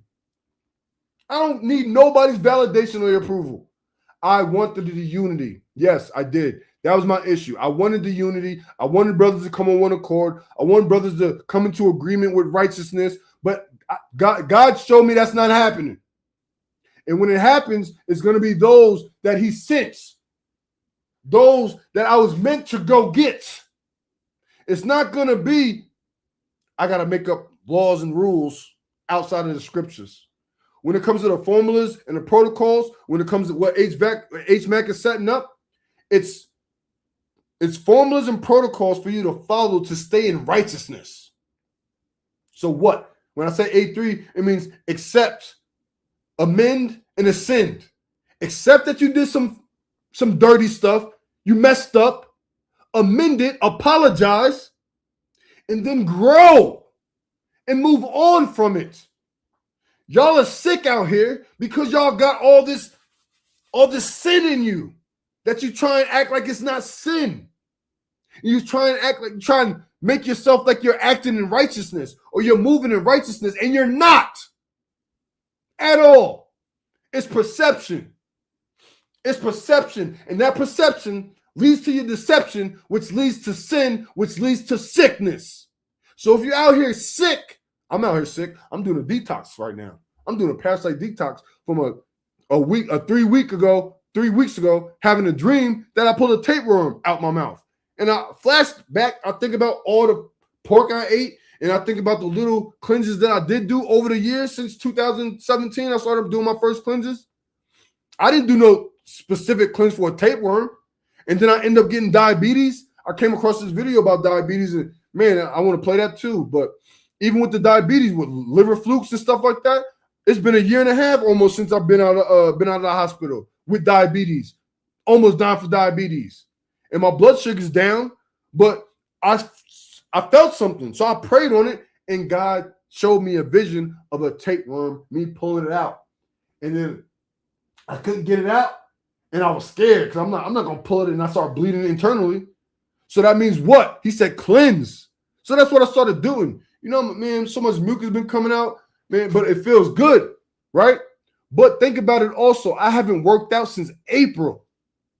I've been so geeked out and so locked in, but like I said, not structuring and organizing the way I needed to. You say you get turned out. Hold on. Oh, okay. So you get turned out. I was doing too much. I was literally doing too much. I overloaded myself. I even told my wife this. I'm doing too much. I'm processing too much. I literally did all my paperwork. I literally did all of everything I built. It's something that it takes 15 to 30 people to do. And its foundation of building what I've built, it would take a normal 15 to 30 people to build by themselves. Right? So with all that, right? Yes, everything that happens to you, except for the evil acts of evil people, majority of it, 90%, is your fault. What does the scripture say? Hold on. When it comes to sickness, if you're going through anything and you can't stop and be still and be like, why I'm going through this? And you don't analyze yourself first and be like, am I out the spirit? Am I doing what the Most High telling me to do? No, you're going to go straight to, it's him, it's her, it's them, it's the world. That's why you get sick, because you're denying the sin that you're rejecting. You're not amending to ascend. So now you descend into sickness. And that's why you've been defending the church for 10 years. Now you can't eat meat. Now you have no choice to be a saint. You have no choice. With God is a free will, it's a choice. The scriptures don't lie. When I felt sick to diabetes, God showed me why. When I was in the hospital with tubes in my arms and crying, he showed me why. Before I went to the hospital, after fighting for 5 days, thinking that it was just the flu, he showed me. And then when he showed me, he said, hey, go to the hospital. After my wife has already told me I should go to the hospital 2-3 days ago. But now the vision, oh, Dad, whoa, I didn't know. How? I thought, yeah, you thought wrong. Okay, Lord, I get that. I accept that. I'm going to amend that I was wrong and let me ascend, please. Don't let me, I go to this hospital, please. Let the sinner fall into the hands of the physician, Lord. If I go here, please let me get up out of here. Just show me what you need me to see. And he did. And he did. So we're not going around other gospels. We're going to stick to the book. We can get into the other gospels. I'll read a whole, where does it say? Look at those books. I got 2 books. What's this? Books, plenty of books outside the scripture. What do you mean? Books? What? Did you ever see me snap out and teach anything false? You ever see me teach anything false? You ever see me say any false doctrine? You ever show me something that I said that was wrong, that was off? Pull it up. But then if I do it to y'all, I'm being aggressive. I'm being a hater. I'm trying to split the body up. But y'all calling me and talking about me is doing what? This is what I'm saying. This is what's wrong with the body. This is why the body's in the condition that it's in now. And no, I don't want nobody that don't got no type of admitting they faults. Nobody don't got no type of admitting they faults, because we gonna get into it. Because I know you lying. That's why. Because I know you lying. Right? I don't want to get into that. You get on. Go read Ecclesiastes 38, I think. Read the whole thing. Where was he at? Mark? Right? No, peace who? Validation from who? From people that listen to liars? I'm seeking validation of people that don't like me? How does that make sense? That's your strong delusion. Does that make sense? Right? Mark 7. I love the truth. I love correction. Correct me. Yeah. And I'm going to know when I'm around a demon. And I know I'm around an evil spirit. And I know when I'm around somebody that's not exceeded the righteousness of the Pharisees. 7, 3, what we read? 3, 7, 3. Boom. Go back to 6. He answered and said unto them, well have Elijah prophesied of you hypocrites, as it is written, these people honor me with their lips, but their heart is far from me.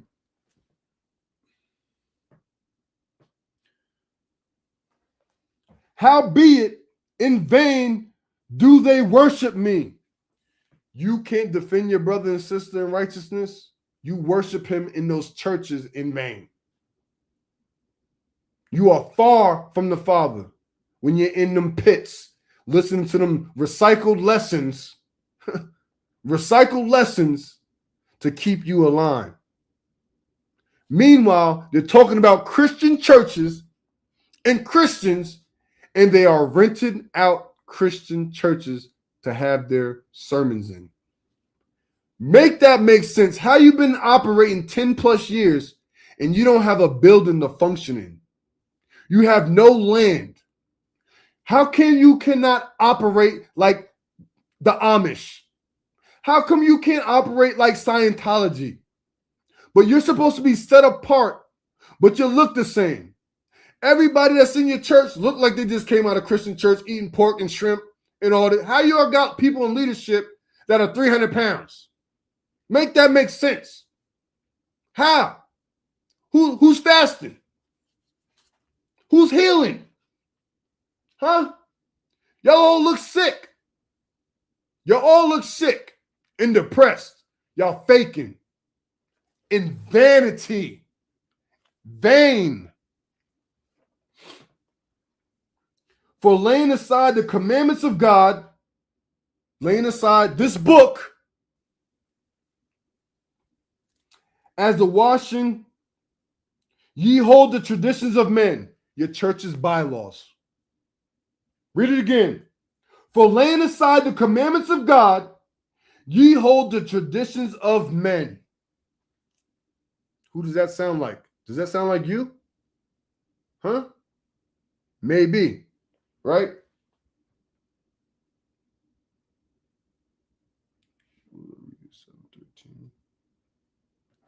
Right?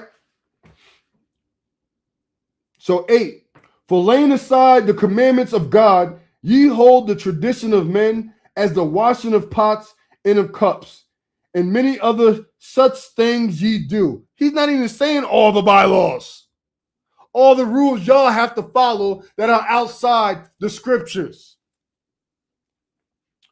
And he said unto them, full well ye reject the commandment of God, that ye may keep your own tradition. You're going to say, I'm going to keep my mouth shut, not say nothing, not do nothing for the integrity of the church. You're wicked. You are wicked. Okay, what they try and paint it. Oh, it's honorable. Get the honor, the other double honors. Y'all are clucks, man. Y'all are clucks. All of y'all. 2/3 of y'all, to be direct. 2/3 of y'all are clucks. Okay? 2/3. I'm not dealing with the 2/3. 10. For Moses said, honor thy father and mother, and whosoever curseth father or mother, let him die the death. But ye say, if a man shall say to his father or mother, it is Corban, that it is to say, a gift by whatsoever thou mightest be profited by me, he shall be free. So, you're in your church. Your elder tells you, your family, you got to cut them off. Your family, you got to cut them off. There's a difference between advising and counseling how to deal with people dealing with their family members and you just saying you got to cut them off. We're reading it right here. We're reading it right here. So all your lessons that y'all do every Saturday to keep y'all in line, notice how they don't do precept upon precept, line upon line, or they do, but they do it based around what they want to teach. Not the truth of the reality. I'm showing you how all of y'all are in sin under these churches that don't defend the motherless, the fatherless, the widows, the ones that can't defend themselves, the ones that don't have the good jobs. In your churches run just like Christian churches. The ones that have the good jobs, they get the positions. They get to be on YouTube and post videos and stuff. They get to have brands and they get to do music, right? But they have to pay more. They have to give more. They have to, what do you call that? They have to give more up. They have to be more in line. Compromised. You're not in the spirit of God because y'all in a church and y'all been there for 20 years and been in the same position, in same spot for 20 years.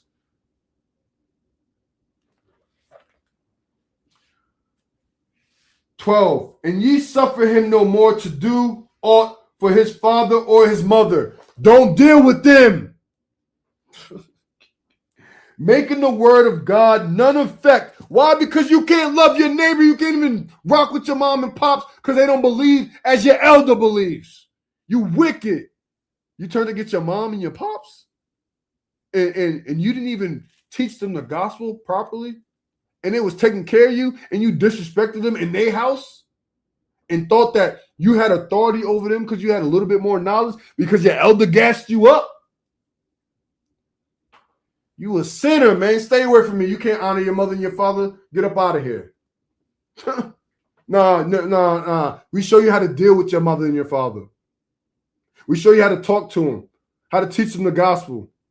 And if they don't listen, learn how to respect their boundaries while you're living in their space. Simple. But no, they tell you, nah, get away. Cut them off. Now look at you. They done cut you off after you cut your family off. Now you got to go run back to the family that you cut off for them. Oh, y'all. 13, let me read it again. "Making the word of God of none effect through your tradition, which ye have delivered, and many such like these things do ye do. And when he had called all the people unto him, he said unto them, hearken unto me, every one of you, and understand." Hearken unto me, every one of you, and understand everything that I've been saying right now.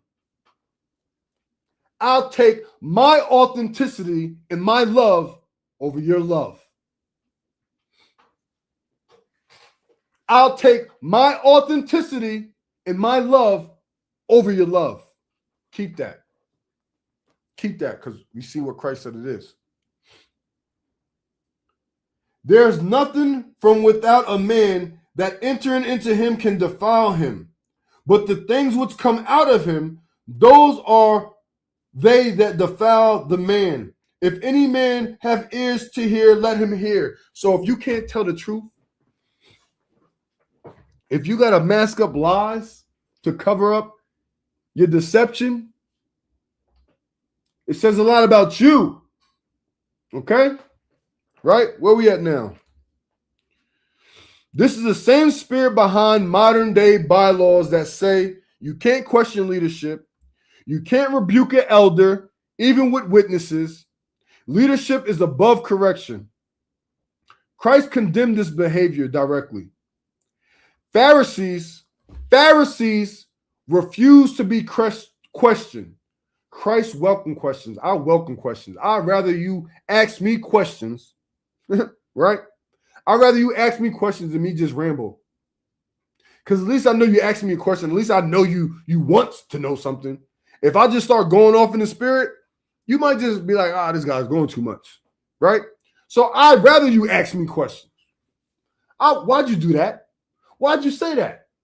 Why do you act like this? But see, a coward and people that are insecure, they don't want to know the answers to anything. They want to be in assumption. They want to assume. They want to believe something that's not there. And then they say they're in the Holy Spirit or they have discernment. How, Sway? I'm going to see if you have discernment or not. I'm seeing who has discernment or not. Right? So I had made a statement. I said, true leadership in Christ doesn't mind being questioned. Only wicked leaders do. Leadership does. This is 100% biblical correct. Let's get to it. Pharisees hated being questioned. John 9 and 22. Let me get this. John 9 and 22. Oh, let me put it in. John 9 and 22. They hate the truth so much. They hate the Spirit of Christ so much, these Pharisees. John 9, they want to kill you.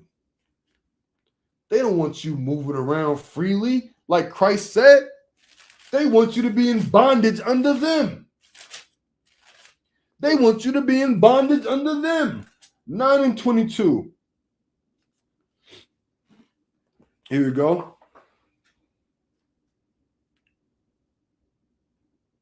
Okay. John 9 and 22. These words spake his parents because they feared the Jews, for the Jews had agreed already that if any man did confess that he was Christ, he should be put out of the synagogue. So this is a fear tactic that they use.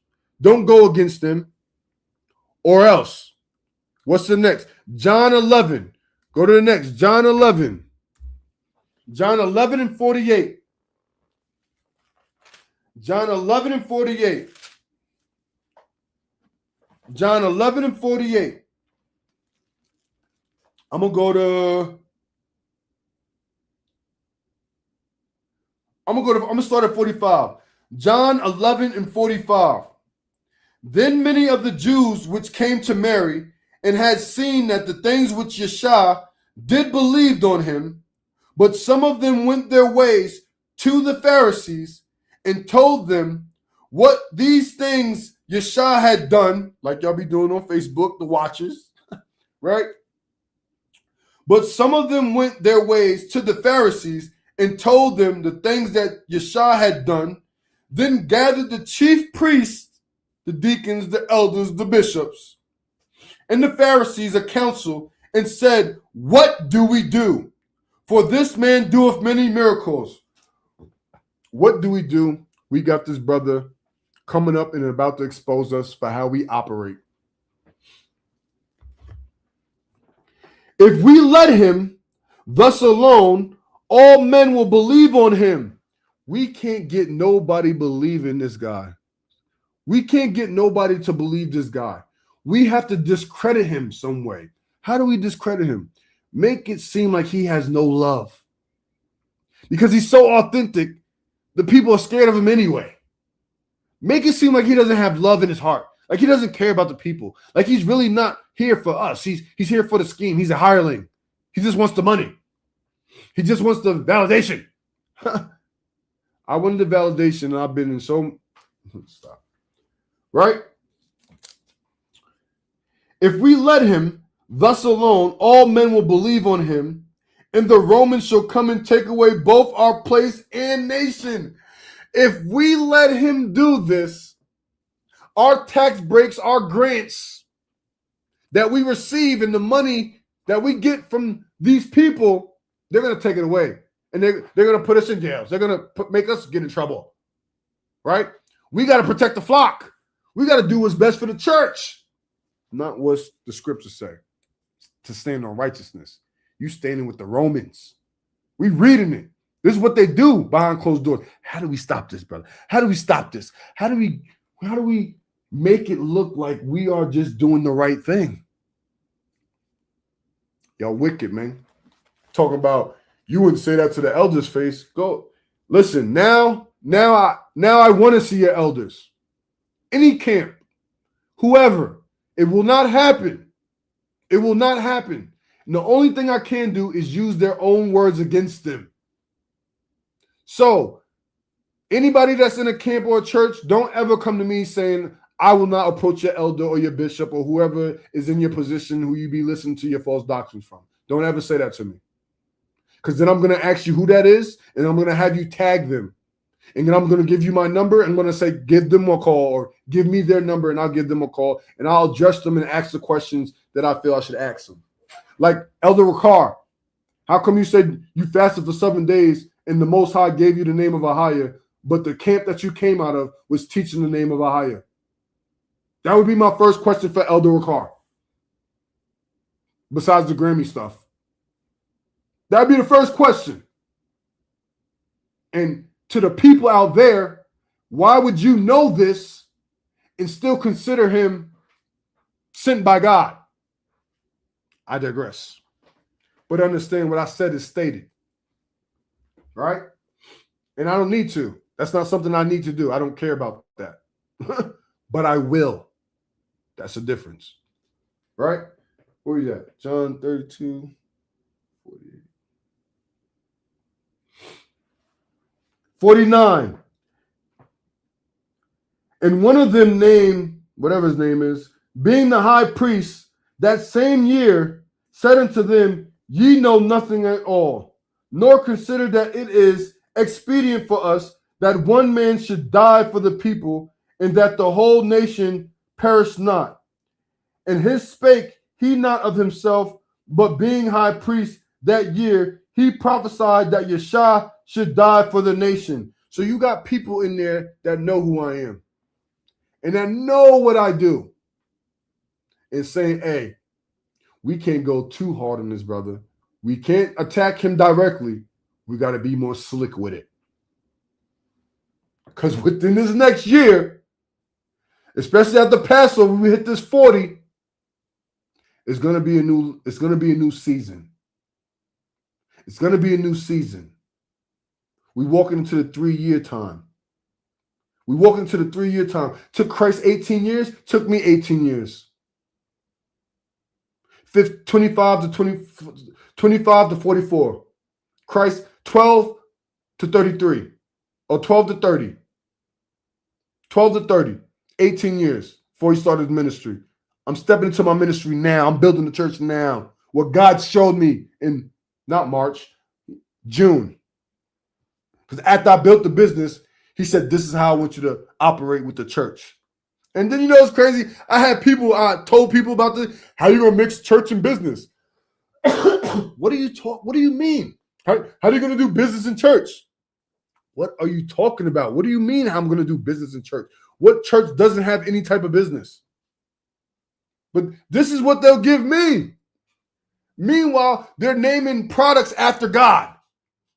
Using his name for merchandise and his people for merchandise. Literally prophesying the scriptures about how the people would be using the Most High's name to make money off of. And using the people to make money off of. You're trying to put me in that same category when I just told you I built a business that's in the order of the heavens. That God also just showed me that I could do the same thing for the tithing system in the church. And now you're saying that I'm making business out of the church? This God, those type of people, you stay where you at. Stay where you at. Because just like Joseph, you're going to use my system. You're going to use my system. Whether it be in the church or whether it be through business. Because it's all patented, copywritten. So no church is going to be able to do this without using my patent. Without using the patent. I'll say it like that. Right? So this is going to be for all the Christians, for all the Hebrews, everybody that's operating under God. Right? We're going to see who wants to give their people benefits. The people that paid them, that's been paying them for 10 years, that they have nothing to show for it. You've been paying tithes for 10 years in a place where you got to rent a building and got to find a new building every 6 months. Make that make sense. That's of God? No, y'all being pimped out by hirelings. Hold on. Let me put that picture back up. Now I want to hear this lesson that they did. I'm interested to see this lesson. This lesson right here. I'm interested to see this lesson. I am interested to see this lesson. And I don't watch a lesson, I promise you. But this one, it popped up for a reason because this week, this is what I was on. So this is their cleanup Sabbath teaching. This is what they do. Right? Now, it gives it leeway for me to do what the Most High showed me to do. Right? Where we at? In 52, this is back to John 11 and 52. And not for the nation only, but that also he should gather together in one of the children of God that were scattered abroad. Then from that day forth, they took counsel together for to put him to death.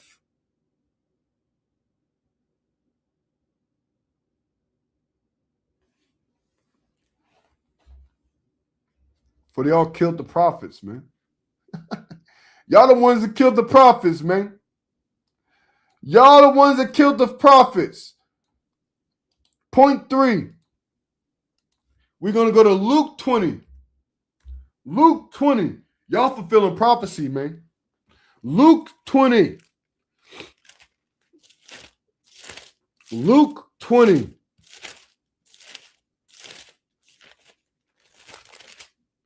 Luke 21 through 8. So what's this? They silence to maintain control. Keep it in the body.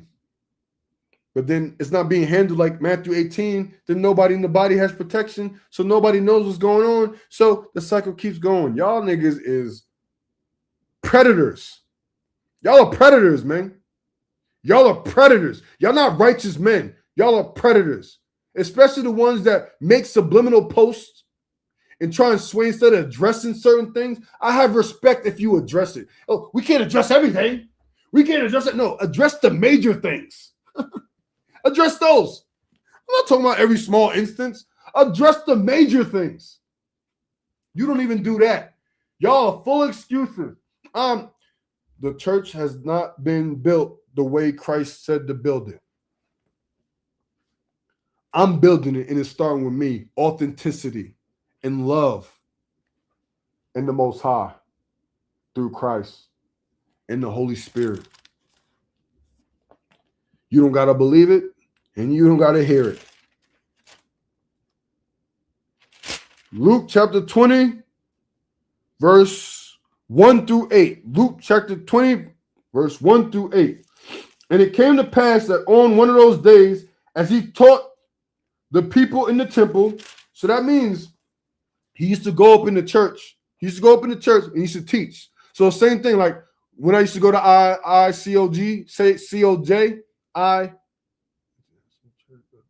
ICOJ in LA, right? When I used to go in there, I didn't even have to say nothing. They would come to me off of my Facebook post and be like, hey, brother, what's this? This goes against our doctrine. What's your doctrine? Oh, that's what you believe? Show me. You believe that the sons of God were the offspring of Seth? Okay, let me bring you to Job chapter 1. False doctrine. Sorry. There you go. False doctrine. There you go. That's one example. One example. From that day on, it's, he's in here teaching false doctrine. No, I'm not. Y'all came up in here and asked me questions. I came up here and I take notes. I come up here and I take notes. And I work on the streets with my brothers. I'm here because I fellowship with my brothers in the streets. And they doing what God showed me I should be doing. And when it's time for me to do it like them. So I come here to fellowship. But I'm in a place where I'm being fellowship with people that's just talking behind my back and smiling in my face. And I'm always still showing respect. To the point to where I said, like I told you, I had to fight one of them brothers on the Sabbath. And I had to hem him up because he didn't know I was built like that. Even muscular, but he seen what real grown man strength was that day. And like I said, I got it recorded. And he false accused me. And then in front of him, in his face, I show him how he's in error, and it irritates him to the point to where I say, hey, I proved my point that you don't know what you're talking about and that you're wrong. I'm going to go back and go feed these people. Nah, bro, you ain't going nowhere. What you mean I'm not going nowhere? Nah, you're not going nowhere. Bro, I said my one, don't want me to do it again. Now, full tussle to now you in between the car and the curb. I get up. I go walk back to the brothers. I say, hey, bro, you see what happened? No, we didn't see what happened. Hey, me and old boy, we just got into a scrap because of this. What's going on? Oh, that's just how that brother is. Wait, somebody could come up to me on a Sabbath, approach me, false accuse me, fight me, antagonize me, and then the people that know him will be like, that's just how he is. But with me, I'm wicked, I'm aggressive, I'm out of order. I'm not in the spirit of God. I teach false doctrine. All that. And they don't say nothing. Don't bring no type of correction. And I still fellowship with the brothers. Why? Because I'm the type to where we can scrap and we go have pizza the next day. I'm the type we can argue back and forth, and I'm not going to block you. I'm not going to say, oh, why you do this? But that's insecure brothers and sisters that are prideful, that are in their ego. And then when they get embarrassed, they want to block you. They don't want to come. They don't want to admit. They don't want to accept that they were wrong. They don't want to amend that they were wrong, and they don't want to sin. They want to go back into their demon pit. Yeah, I'm going to send you back to your demon pit because your pride ain't going to let you apologize. Your pride ain't going to let you tell you was wrong. That's what I deal with, right? But I can have people saying, I don't walk with love. But if I was to go and start a fight with somebody, see, we told you that, brother. See, we told you that, brother. It's not, hey, that's just how that brother is. Hey, that brother JJ, brother Matata, brother Davis, you know, he aggressive, but he be telling the truth, though. He be straightforward, but he be telling the truth, though. You ever hear anybody say that? Nah, all you hear is, hey, this brother, he have the spirit. Oh, he chasing validation. Oh, blah, blah, blah. What? This is what God said, erase all that. Erase all that. I don't have to do nothing but upload, post, talk like this, and be out in the streets and start setting up Sabbath day classes here at my house. That's it. Even if it's 1, 2, 3, just with my family. Just get back into that. The simplicity. Right? This is when I look back and I think about all the things that I've been through and all the trials and everything and how people view me, it's crazy how I see how they view other people. And that was what was getting to me. Not the chasing validation. Though, why wouldn't you believe me, but you will believe this person? And God says, stop doing that, my guy. He said, stop doing that, man. It's messing up your aura. It's messing up the purpose that I have for you. And you know, he said, like he said, that talent go, I told my wife, that was my greatest fear. My greatest fear is not doing what I've been shown. And I've been close, right? So hold on. Next. Woo, I love the truth. So I said, Christ welcomes questions. The disciples asked him questions. Crowds question him. Even enemies question him, right? Christ never said, don't question me. You can't ask me. You gotta go through 3, 5 different levels for you to ask me a question. Nobody. He said, learn from me. Hey, learn from me. Matthew 11. Let me see. Matthew 11. Matthew 11. What we got in the word? Matthew 11. I'm not like them. And I never will be. And I've always been popular. And I never cared about being popular. So everything that anybody could say of why I'm doing something or how I'm doing something is going to be a direct reflection of what they on. All the people that you got leading over you were dweebs. Now they're in the spirit because they got picked by some other wicked dweebs and operating wickedly. And because they have a position, they have you in bondage with no spirit, no works. Yeah, they might have some works, but they works ain't your works. They works ain't your works. So if you're just in here and then you yapping your mouth about other people and you false judgment, go to Isaiah 54, the last 2 verses. If anybody comes against you in false judgment, the condemnation comes on them. Okay. What'd I say? Matthew 11:29. Hold on. So I'm going to say it to you like this. I'm going to go to 24.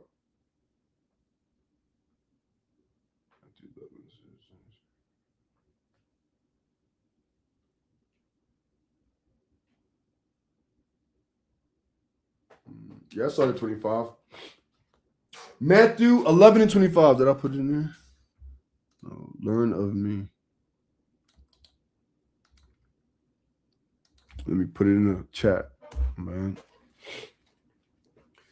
Matthew 11:25.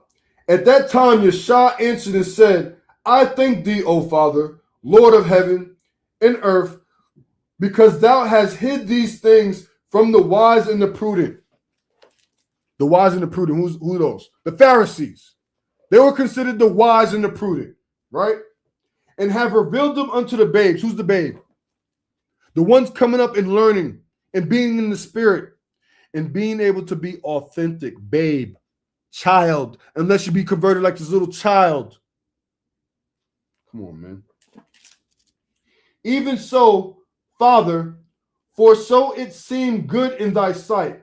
All things are delivered unto me of my Father, and no man knoweth the Son but the Father.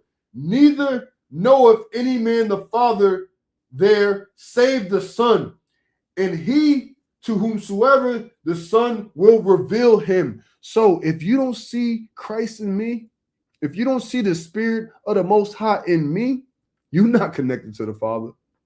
Because I can see them not connected to you. And I can see who is connected to who. And I know why. When I come in front of you, you can't elevate the way you need to. The way this book say. I can see it. Hold on. I can see it. Run it back.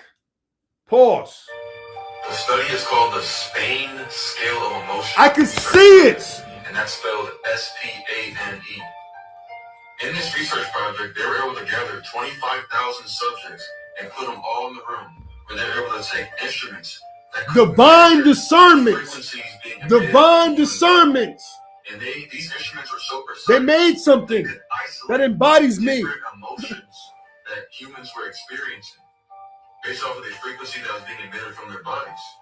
These instruments were so precise that they were able to isolate the differences between anger, frustration. Can you tell the difference between these things with people? Online or face to face? Can you? Can you sit in front of somebody and be able to analyze what they're thinking, feeling without them saying anything? Doing anything? Just because of their presence? Are you like that? I'm like that. That's why when I'm connected to somebody and I know that they dealing with people that don't like me, I block that out because my connection is with that person. So if I know they got people talking about me behind my back, I don't care. Why? Because if I cared, it would make my relationship with that one person off. So I bypass it until something comes up or I need to address it. But the chatter and the bickering and the things that go on behind the scenes that people think I don't know, I always know. I let it go. Because let me tell you something. Like I said, with my gifts growing up, I was the original crash out. I'm the original crash out. I'm the one that's going to do it when nobody else is going to do. Since yay high. Track record and documented. Right? So if I didn't block that at a young age, do you know how many people I would have been fighting in high school? Trying to take my girl, talking behind my back, teammates, friends. I had to block all that out to get through not bodying people every other day. Right? Because of the authenticity that resonates and that emits from me. People get intimidated by it when they should be embracing it and learn what it is and channel it themselves. But no, it makes other people go, and that's insecurity. You got to get that insecurity up out of you. That's why the veil's there and you can't see who's who. Passion, joy, arousal, sadness, any emotion you can think of. Every emotion. The most powerful emotion that was detected by these instruments was authenticity. Authenticity. Was authenticity. Was authenticity. Was authenticity. And that's what I stand on. If you're not authentic before you try to admit love, it's not love. It's not the fruits of the spirit if it's not being authentic. So like I said, you had brothers that's posting fruits of the spirit, damn near women abusers. And then they don't amend these people that they put in these positions, but they find a clique that's gonna do what? Gather with them and conceal what they know about them. And then, okay, let's go promote this. Meanwhile, we didn't handle none of that. Right? Come on, man. The frequency that authenticity emitted through the human body was 4,000 times stronger than that the frequency emitted from love. Authenticity is 4,000 times stronger than love. So when Christ came around, you seen the authenticity, you seen the authority, and you felt the love. When you're in the spirit of God. When you're not, and you're in the spirit of the Pharisees, because your righteousness didn't exceed that authenticity, that love, you reject it. Like what they say, they rejected the cornerstone. Why? Stop. True power comes from being your authentic self. True power, true authenticity, the pureness of what? Okay, somebody posed a question the other day. Why did Christ cry before he healed? Before he healed, where's my chapstick at? Before he healed Lazarus or whoever he healed. Why? Because his authenticity to have compassion and care and love is what brings the ability to be able to heal somebody. If you don't understand that, how you lay hands on somebody? Can you say you laid hands on somebody and healed them? I can. Near death and you healed them? I can. Okay? So authenticity brings the power that activates the fruits of the spirit, that allows you to do the things that regular people can't do. And then when you sense this from somebody, oh no, something got to be wrong with him. Something got to be off. You could point everything out on me, but not the people lying to your face. Not the people that are taking money out of your pockets, time away from your family.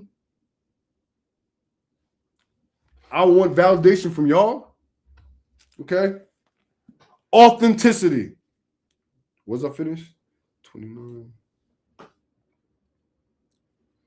Yep. 28.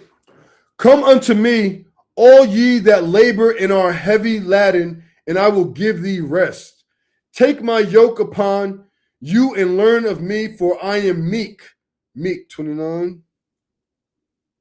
Gentle and humble. I am meek and gentle and humble until I am not. Just like Christ. But my foundation, my authenticity and love is based off meekness and humility. Anybody tell you something different? Tell them to tell you why they think that. And then bring me in the mix. Oh, okay. For my yoke is easy and my burden is light. Hey, through Christ, it's easy. Through Christ and doing things like that is easy. But dealing with Pharisees and those that didn't reach the heights higher than the righteousness of the Pharisees, oh no. It's always going to be conflict. It's always going to be conflict. So when it comes to this, it says, Scripture commands rebuking elders. Pharisees forbid it. So you can't rebuke an elder. You out of line. They will look at you like you are a whole demon. That's how y'all do, right? How could you talk about elder like that? Well, your elder just lied. Your elder just did somebody dirty. Your elder just taught something false. We're not supposed to say nothing? Rebuke an elder with 2 or more witnesses. This is biblical law. Against an elder, receive not an accusation, but before 2 or 3 witnesses. So, even with an elder, he could come out and say whatever you want to. That's 1 Timothy 5 and 19. The elder could come out and say whatever he want, and nobody questions nothing. Because you can't. Because you're in bondage. This means 1 Timothy 5 and 19, elders can be accused, elders can be corrected. Elders can be publicly corrected. Let me read it. 1 Timothy 5 and 20.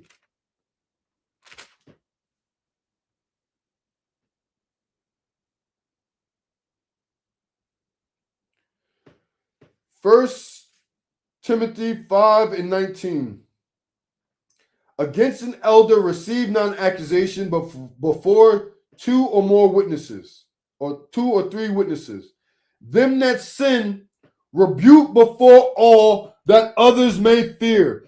Them that sin, rebuke before all. Them that sin, rebuke before all. No, that means stay quiet and don't say anything. That means be nice. That means just let them be. That means why would you do that? Why would you tell the elder he's wrong? Why would you call out that he made a false statement? Why would you tell the elder that he did something wrong against somebody? Why would you tell the bishop or the what? Silence in the church. Silence in the church. Did I put that in there? Put 22.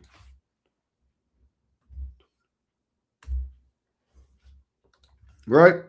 Pharisees and modern Pharisee type leaders forbid this because it threatens their power. Christ condemned leaders who shut down correction, silenced witnesses, protected their own authority.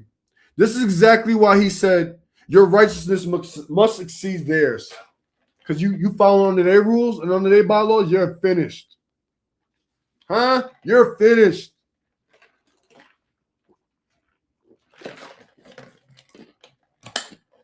This ain't emotional. This scripture. This is why Christ said your righteousness must exceed the Pharisees. Matthew 5 and 20. He wasn't talking about more rules, more rituals, more strictness. He was talking about purity of the heart, authenticity, truth over tradition, authenticity, humility over authority, authenticity, accountability over control, authenticity. Pharisee righteousness equals appearance. if I make it seem like I love the brothers and sisters, they're gonna come to me and they're gonna see the difference between me and that brother, because that brother is harsh. He just goes all the way. He just goes all the way. He don't care.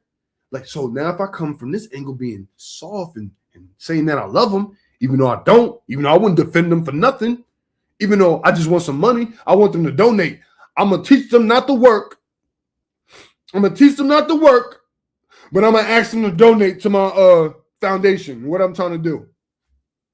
All bunch of contradictions, man. Just the stuff that I catch in and out, right? He was talking about the Pharisees' righteousness equals appearance. Christ's righteousness equals authenticity. Hold on. Let me put that in the chat for you. Pharisee righteousness equals man-made rules. Christ's righteousness equals God's commandments, fruits of the Spirit, being authentic. Pharisees' righteousness wants power, equals power. Christ's service equals service. So it means what? As a brother in the Spirit of Christ, I'm going to service my brother that's down, my sister that's down. But as a Pharisee, you're going to use your power to keep them down. That's the difference. Let me post that. Let me post that in the comments. You about to wrap it up soon here. All praise to the Most High. Want to get this out before you go tomorrow with these One Nation, One Power dudes and this Ephraim doctrine. Oh, it didn't come out right. All right. Well, any camp, church, or organization that elevates leadership above correction,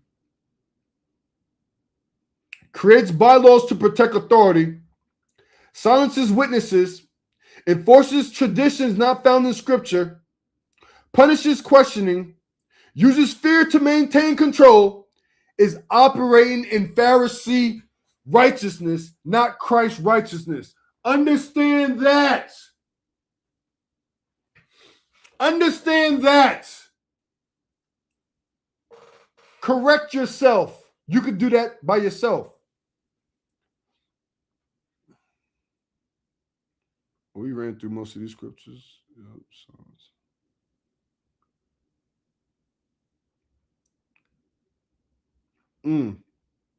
Here we go.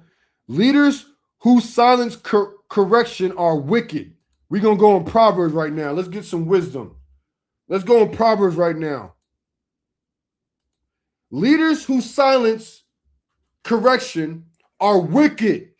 Proverbs 9. Proverbs 9. Proverbs 9, 7 through 8. He that reproveth a scorner. Hey, wasn't this on my Bible flip? I can't make this up.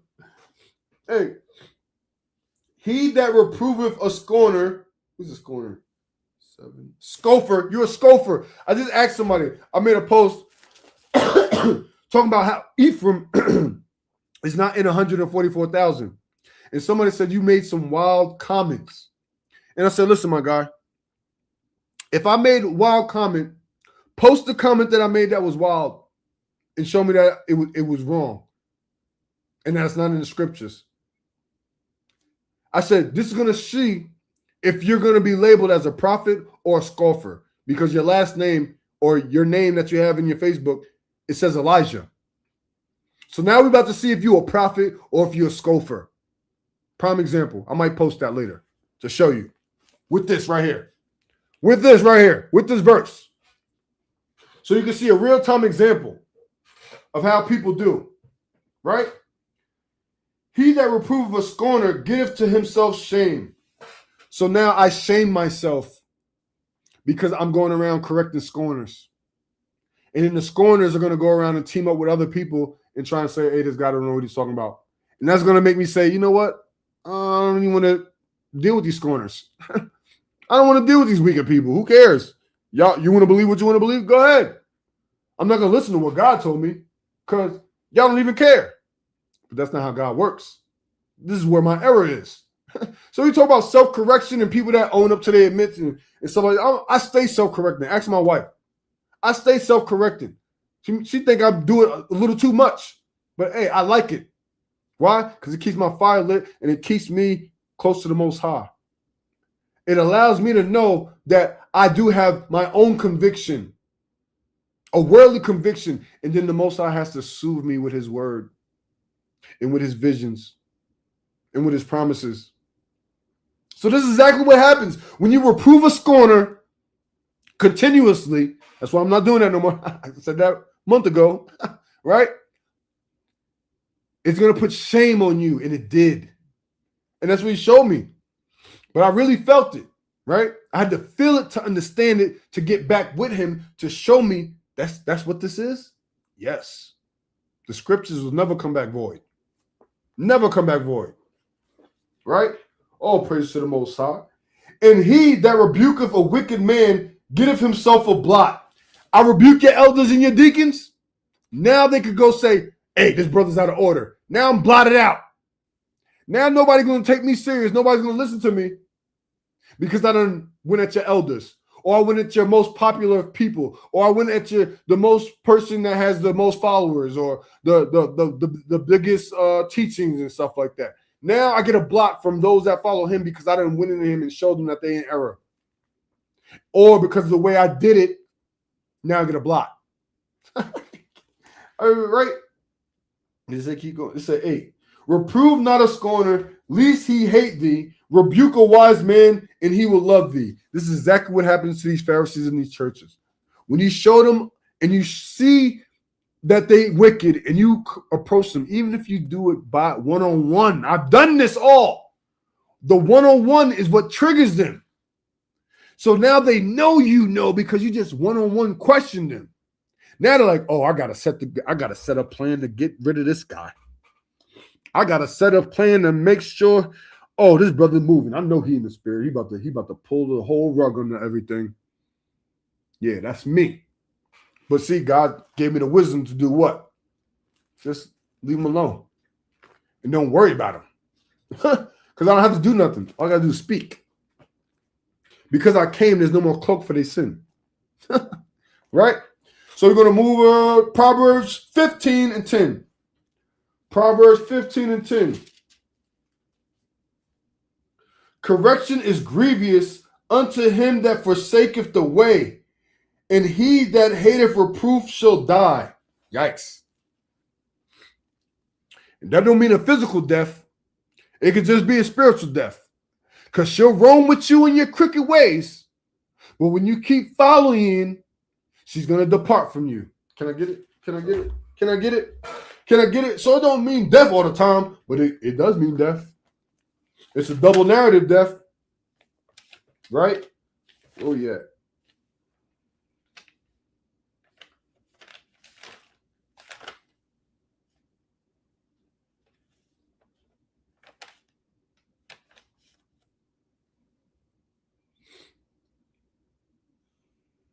Here we go. Sirach.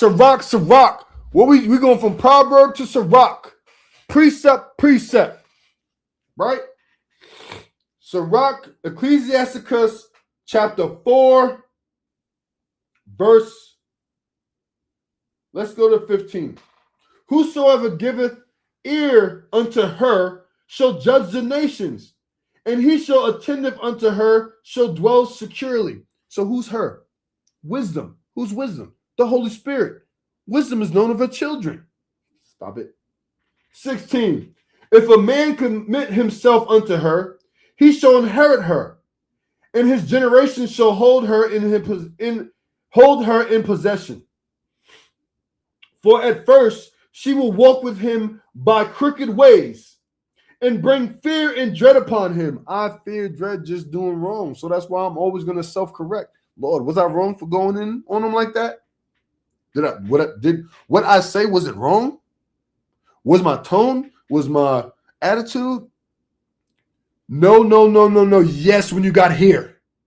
So it started off after the first second, but after the second time, you're supposed to rebuke or bring them in for healing, and you didn't do that, and you kept digging, and making them down. So you were falling into sin. But because the people that you were dealing with weren't blameless and they're not in good standards with me, I didn't punish you. But what I'm punishing you now for is because you're spending so much time doing this, you're not doing what I showed you. So now I got to punish you. And I got to show you until you fast that off and reboot. That's how the Most High work with his prophets, man. That's how he work with everybody. Tap in. For at first she will walk with him by crooked ways and bring fear and dread upon him and torment him with her discipline. All praises. For the Most High loves those he chastises. And if he don't chastise you, you a bastard. That's scripture, man. Until she may trust his soul and try him by her laws. Try him by the fruits. But you can't have the fruits unless you authentic. So you can scream fruits of the Spirit all you want to. You out here frauding. You wiped out, man. You wiped out in what? Proverbs 15:10. You dead. You dead. You dead. Then will she return the straight way unto him and comfort him. Wait, no. Oh, let me read it from the top. My bad. Ecclesiastes 4:17. For at the first she will walk with him by the crooked ways and bring fear and dread upon him and torment him with her discipline until she may trust his soul and try him by her laws. Then will she return the straight way unto him and comfort him and show him her secrets. Knows all things. When you know Holy Spirit, you know all things. Oh, nobody knows all things, Hawk. Nobody knows all things. You're just arrogant. You're prideful. Nobody knows everything. What? What does the scriptures say? If you have the Holy Spirit and you're seeking questions and you're talking and dialoguing, you should know all things. Period. Where's the lie? Right? I'm humble. Do I have to say that? But if he go wrong, she will forsake him and give him over to his own ruin. Observe the opportunity and beware of evil, and be not ashamed when it concerneth thy soul. I don't care what y'all elders, deacons, pastors saying y'all are wrong and in error. In your body, the people silencing the church, y'all are wrong and y'all are in error. And I prove that through scripture. Silencing the church. You're all in sin. The whole church is getting flamed up. The goats on the left, the sheep on the right. What determines that? Matthew 25. Last one. Proverbs 29:1. Proverbs 29:1.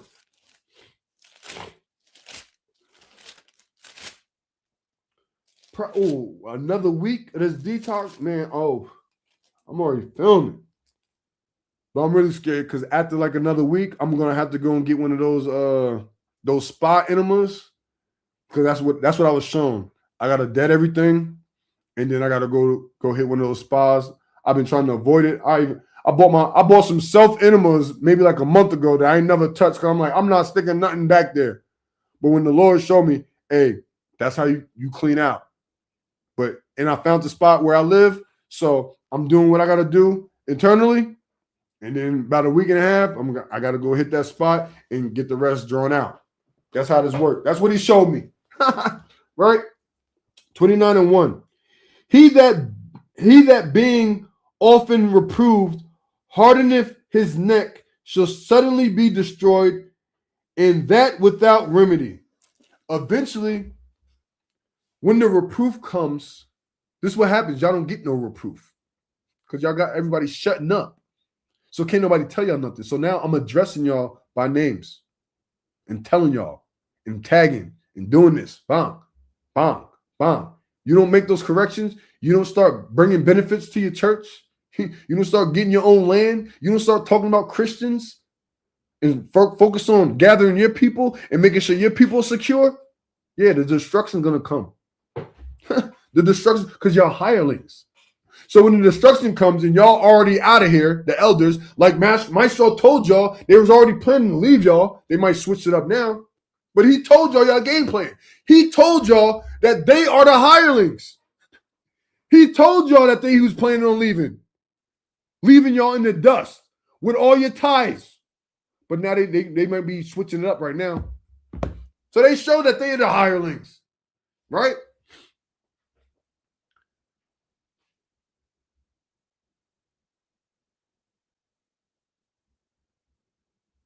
So with that said, I'm going to leave off with a final statement. I put enough scriptures for you to have an understanding in this lesson, in the silence in the church. This is not for me to have you leave your church and come follow me. This ain't that. I don't care. I'm going to be doing this. And I'm focused on the physical people in my presence, in my area first. All right? Maybe in a month or two, or by trumpets, right? It's going to be a different story. But what I'm on is not chasing validation, not chasing clout, not chasing subscribers, not chasing finances. I'm building what he's given me. And I'm doing what he's always shown me to do. You do not have to like it. You do not have to accept it. But anybody that calls me out of my name, I'm going to address you.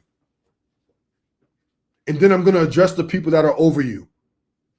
So the people that are over people that's on social media or wherever they're going to be, keep your folks in line. Because I see somebody that's addressing me, that's a part of an organization, I'm going to go to your leaders that I know already. And I'm going to put them on the spot. Matter of fact, I want to get into something. I'm done with the lesson. This is going to be the last thing, and then I'm going to pull up something that I wanted. Last statement. Christ condemned leadership that builds man-made rules to avoid accountability. That's exactly what they did. Elder Ricard, he left one church because they was thrashing him for his dirty mug. And then he did what he wanted to do. Build those around him that would listen to everything that he says and everything that he does. Good job. Christ welcomed questions. Pharisees silenced them. Christ commanded righteousness rooted in truth, not tradition. Any modern group that imitates Pharisee behavior cannot produce Christ-like righteousness. So everybody is saying that they in the spirit of Christ and they following Christ, and y'all operating like y'all fearful and can't do certain things. Y'all not in the spirit of Christ. Y'all the spirit of bondage. Hold on. You in the spirit of bondage.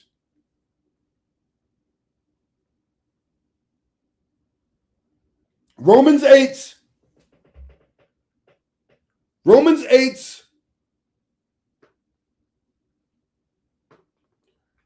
Yeah, let's read Romans 8.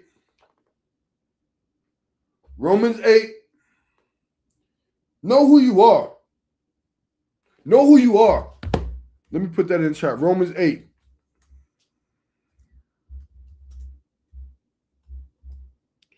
Romans 8, 12 through, I'm going to go 12 through 17. Get that book. Now, that's what I'm saying. This is another thing. Everything that I'm doing and how I'm doing it, how God got me doing it, telling my testimony, I'm going to be doing music and film. I'm going to be doing entertainment. I'm going to be doing technology. I'm going to be doing business. I'm going to be running the church. Right? I'm doing all these things according to how he showed me. I'm not worried about what y'all think. I've seen what y'all think about things that's been going on already. All right? I'm telling my story, so I'm going back. I'm releasing an NFT album, 2 NFT albums. One's from a Worldly album, right? One from a Worldly album, and the other one is from the album that I did in 2020. So I got an NFT album that I'm releasing that was recorded in 2008, and I got an NFT album that I never released from 2020, right? So when you see me come out and you hear like a worldly type of record or something, or worldly music, or see me promoting a worldly track that has to do with my flashback life, right? I'm not trying to hear nothing because I know where I'm at, but I know exactly what people are going to say. And I'm not going to respond to everybody. I'm going to respond to your big dogs who say something. Like even with my eagle, right? I know a lot of people, when you think of the eagle, you think of Rome because of your conditioning, right? That's because you don't read your Bible and you don't know what the eagle actually is. And you don't understand how the wicked of this world takes the good of the Most High and makes it to what they want. So even with that, I'm going to wait till I hear somebody say something about my eagle. That's my logo. That's my eagle. I am the eagle. That's my spirit animal, I guess. The eagle, outside of being the Lion of Judah, right? But that eagle, I'm going to wait for one of y'all leaders to open their mouth about something and act like they speaking some type of prophecy, and then I'm going to shut it down. And so then you can ask me what it means, but if you don't, I'm going to wait till I hear something. I don't need to explain myself like your elder said. I don't got to explain myself why I went to the Grammys. I don't got to explain to you why I'm releasing a single that was 20 years old. I don't have to do that, right? But you're going to watch the testimony because Revelations 12 and 11 says what? Yeah. You're going to see where I came from, where I'm at now, right? I'm doing that. All praise to the Most High. Romans 8. It don't pay to be fake. Romans 8. It don't pay to be fake. Authenticity opens the gate. Romans 8 and 12. I ain't playing with y'all no more. Therefore, brethren, we are debtors, not to the flesh, to live after the flesh. For if ye live after the flesh, ye shall die. But if ye through the Spirit do mortify the deeds of the body, ye shall live. You can't do that unless you accept that you're working and walking fleshly until you amend, repent, until you ascend, let go, and rise, right? For as many are as led by the Spirit of God, they are the sons of God. I don't have to call myself a Hebrew Israelite. I'm a son of God. I'm a prophet. Stand on it. Go find somebody to tell you different and then prove it. For ye have not received the spirit of bondage again to fear, but ye have received the spirit of adaptation, whereby ye cry, Abba, Father. The Spirit itself beareth witness with our spirit that we are the children of God. Hold on, my favorite verse. Romans 8 and 28. And we know that all things work together for good to them that love God, to them who are called according to his purpose. For whom he did foreknow, he also did predestine to be conformed to the image of his Son, that he might be the firstborn among many brethren. So as Christ is, I am. Me and the Father are one.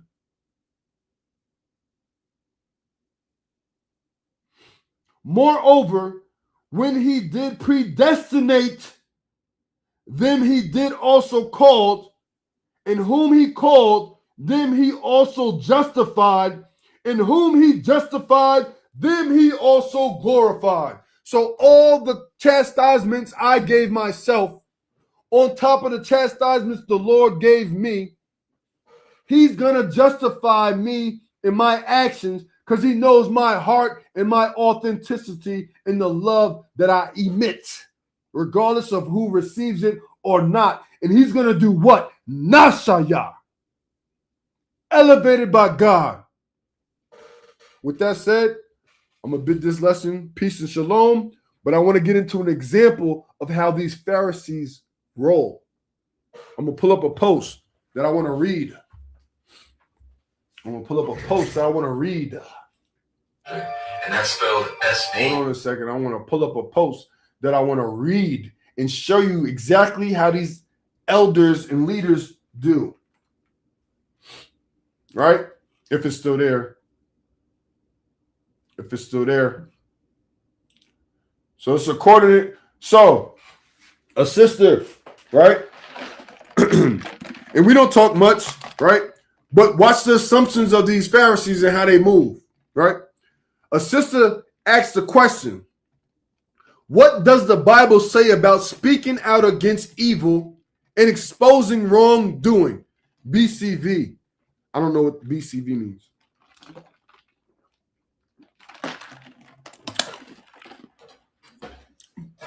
If there's anybody that's watching and you know what BCV means in like those what do you call those type of shortened sentences or whatever, tell me what that means. BCV. I'm gonna ask her if y'all don't say no.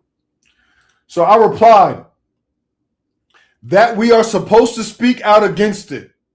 Then I'll put Leviticus 17, Leviticus 19 and 17, Proverbs 27 and 5, Ezekiel 3, the whole chapter, Ezekiel 18, the whole chapter. Starter kit. That's what I put. Hold on. Battery's about to die. Give me a second.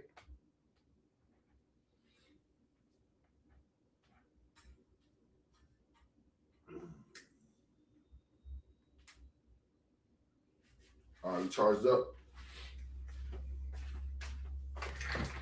I'm going to show you how they do, right? And then the sis said,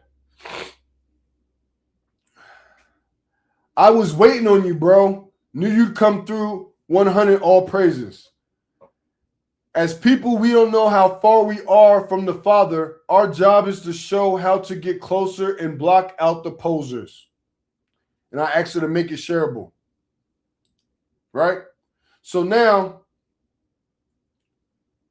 a brother, Kenneth Stewart from GOCC. I don't know what body he's in. What body is this guy in? Kenneth Stewart, where's he at? Where do you live? Bro. It don't say. I don't know. But him, Kenneth Stewart. I'll tag him in it. Kenneth Stewart. He puts Galatians 6 and 1.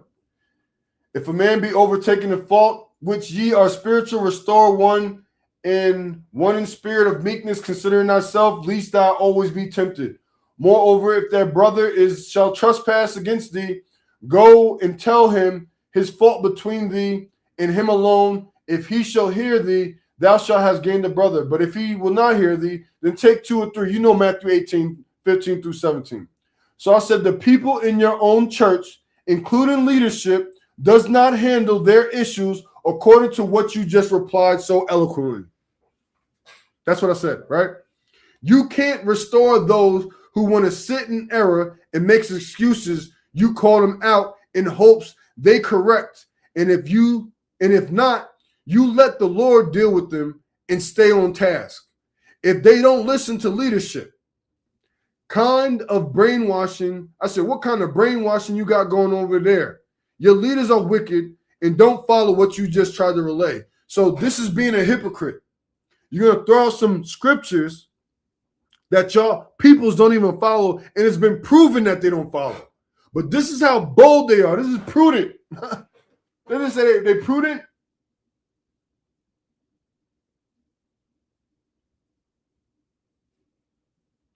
So, what are other comments said? So he says, I pray you never need the same mercy you deny others. And I said, you made a statement. Who did I deny mercy? So this is what they do. Demons, they make false accusations. They play the aggressor and then they turn into a victim. See how demons just accuse because they wicked and wrong and just don't want to accept they error, so they project? What about the mercy for all the members y'all kicked out your church without hearing both sides? The list goes on. Start at your house. You can't discredit nothing I do, and you won't. The more God grows a righteous church in front of your eyes, that you have to stop. I said, you won't. The more God grows a righteous church right in front of your eyes, that you have despised. And I don't need mercy from people. God gives me grace and mercy according to his will upon me, not according to wicked men and women's cries and prayers he don't even hear. So I'm not worried about somebody pulling a card on me or having mercy on me. If you say I have a fault, or if you say I'm doing something wrong, tell me. Show me. If you can't do this, you're an accuser. Does that make sense? That's how I look at y'all. Now, here we go. If you have a problem with the leadership of GOCC, call into one of their broadcasts and speak with Elder Ricard about it. By coming on other people's pages and accusing the church leaders of doing wrong, you are not following the order of Matthew 18. It's obvious your goal is to make people not trust the leadership of our church. A child could see that. So call in and speak to Elder Ricard unless you're afraid. Do I need to read my reply? Do I need to read my reply to that? Did you hear what he just said? Who's called in and was able to get through and get at an elder and address an elder for some things? They cut you off. They don't let it happen. What is going on here? If my name pops up on their feed, they don't have my number. They cut me off. I've jumped on before with my brother David's account. And I've seen it and I commented and it got deleted and I got kicked out. So this comment itself is false. But let me read what I replied. I did that years ago. And I have no personal issues with y'all camp. It's just that everyone comes to me with y'all issues and then the public issues y'all have. God told me to speak on these things. Your leadership isn't reachable like that. Why are y'all always acting like they are? They don't move and groove to what outsiders think or feel, not even in your own body. Y'all are dogs watching over y'all leaders' flocks, keeping them in line with indoctrination that has them all in bondage. Egypt again. Romans 8. We just read that, right? It's obvious that your lesson has the issues regardless if I'm here or not. Your leaders have this issue. That's what I meant to put. It's obvious that your leaders have this issue regardless if I am here or there. I spoke to your leaders face to face, my boy. Talking about afraid, your leaders are afraid of me, buddy. Correct your statement. And you still didn't address me and the mercy I didn't give, but that's not what y'all are following. Your leaders do. I said, y'all are afraid of your leaders because y'all are afraid of Jezebels. Christ said this too. You suffered Jezebel to operate. You being silent suffers Jezebel to operate. I would call into your broadcast and ask them why they don't have a church set up like Acts 2, but say they are gathering of Christ's church. Didn't Peter start the church? How many? I said, didn't Peter start the church one way? How many lessons y'all teach about the order of the church and just start with leadership, not actual functions and purposes of the church? You know you don't believe what you just wrote, right? You know you don't believe it, right? You know you don't believe it, right? The goal should always be edification. This is his reply. The goal should always be edification, restoration, and reconciliation. All right, I don't even read it no more. I'm done. It's late. It's already 3 hours. Yeah, it's 3 hour joint. No, I'm good. I don't even need to read no more. But this is how they operate, man. I don't move and groove like that. So with that, bid y'all farewell. Peace. Hope y'all got some edification. Peace.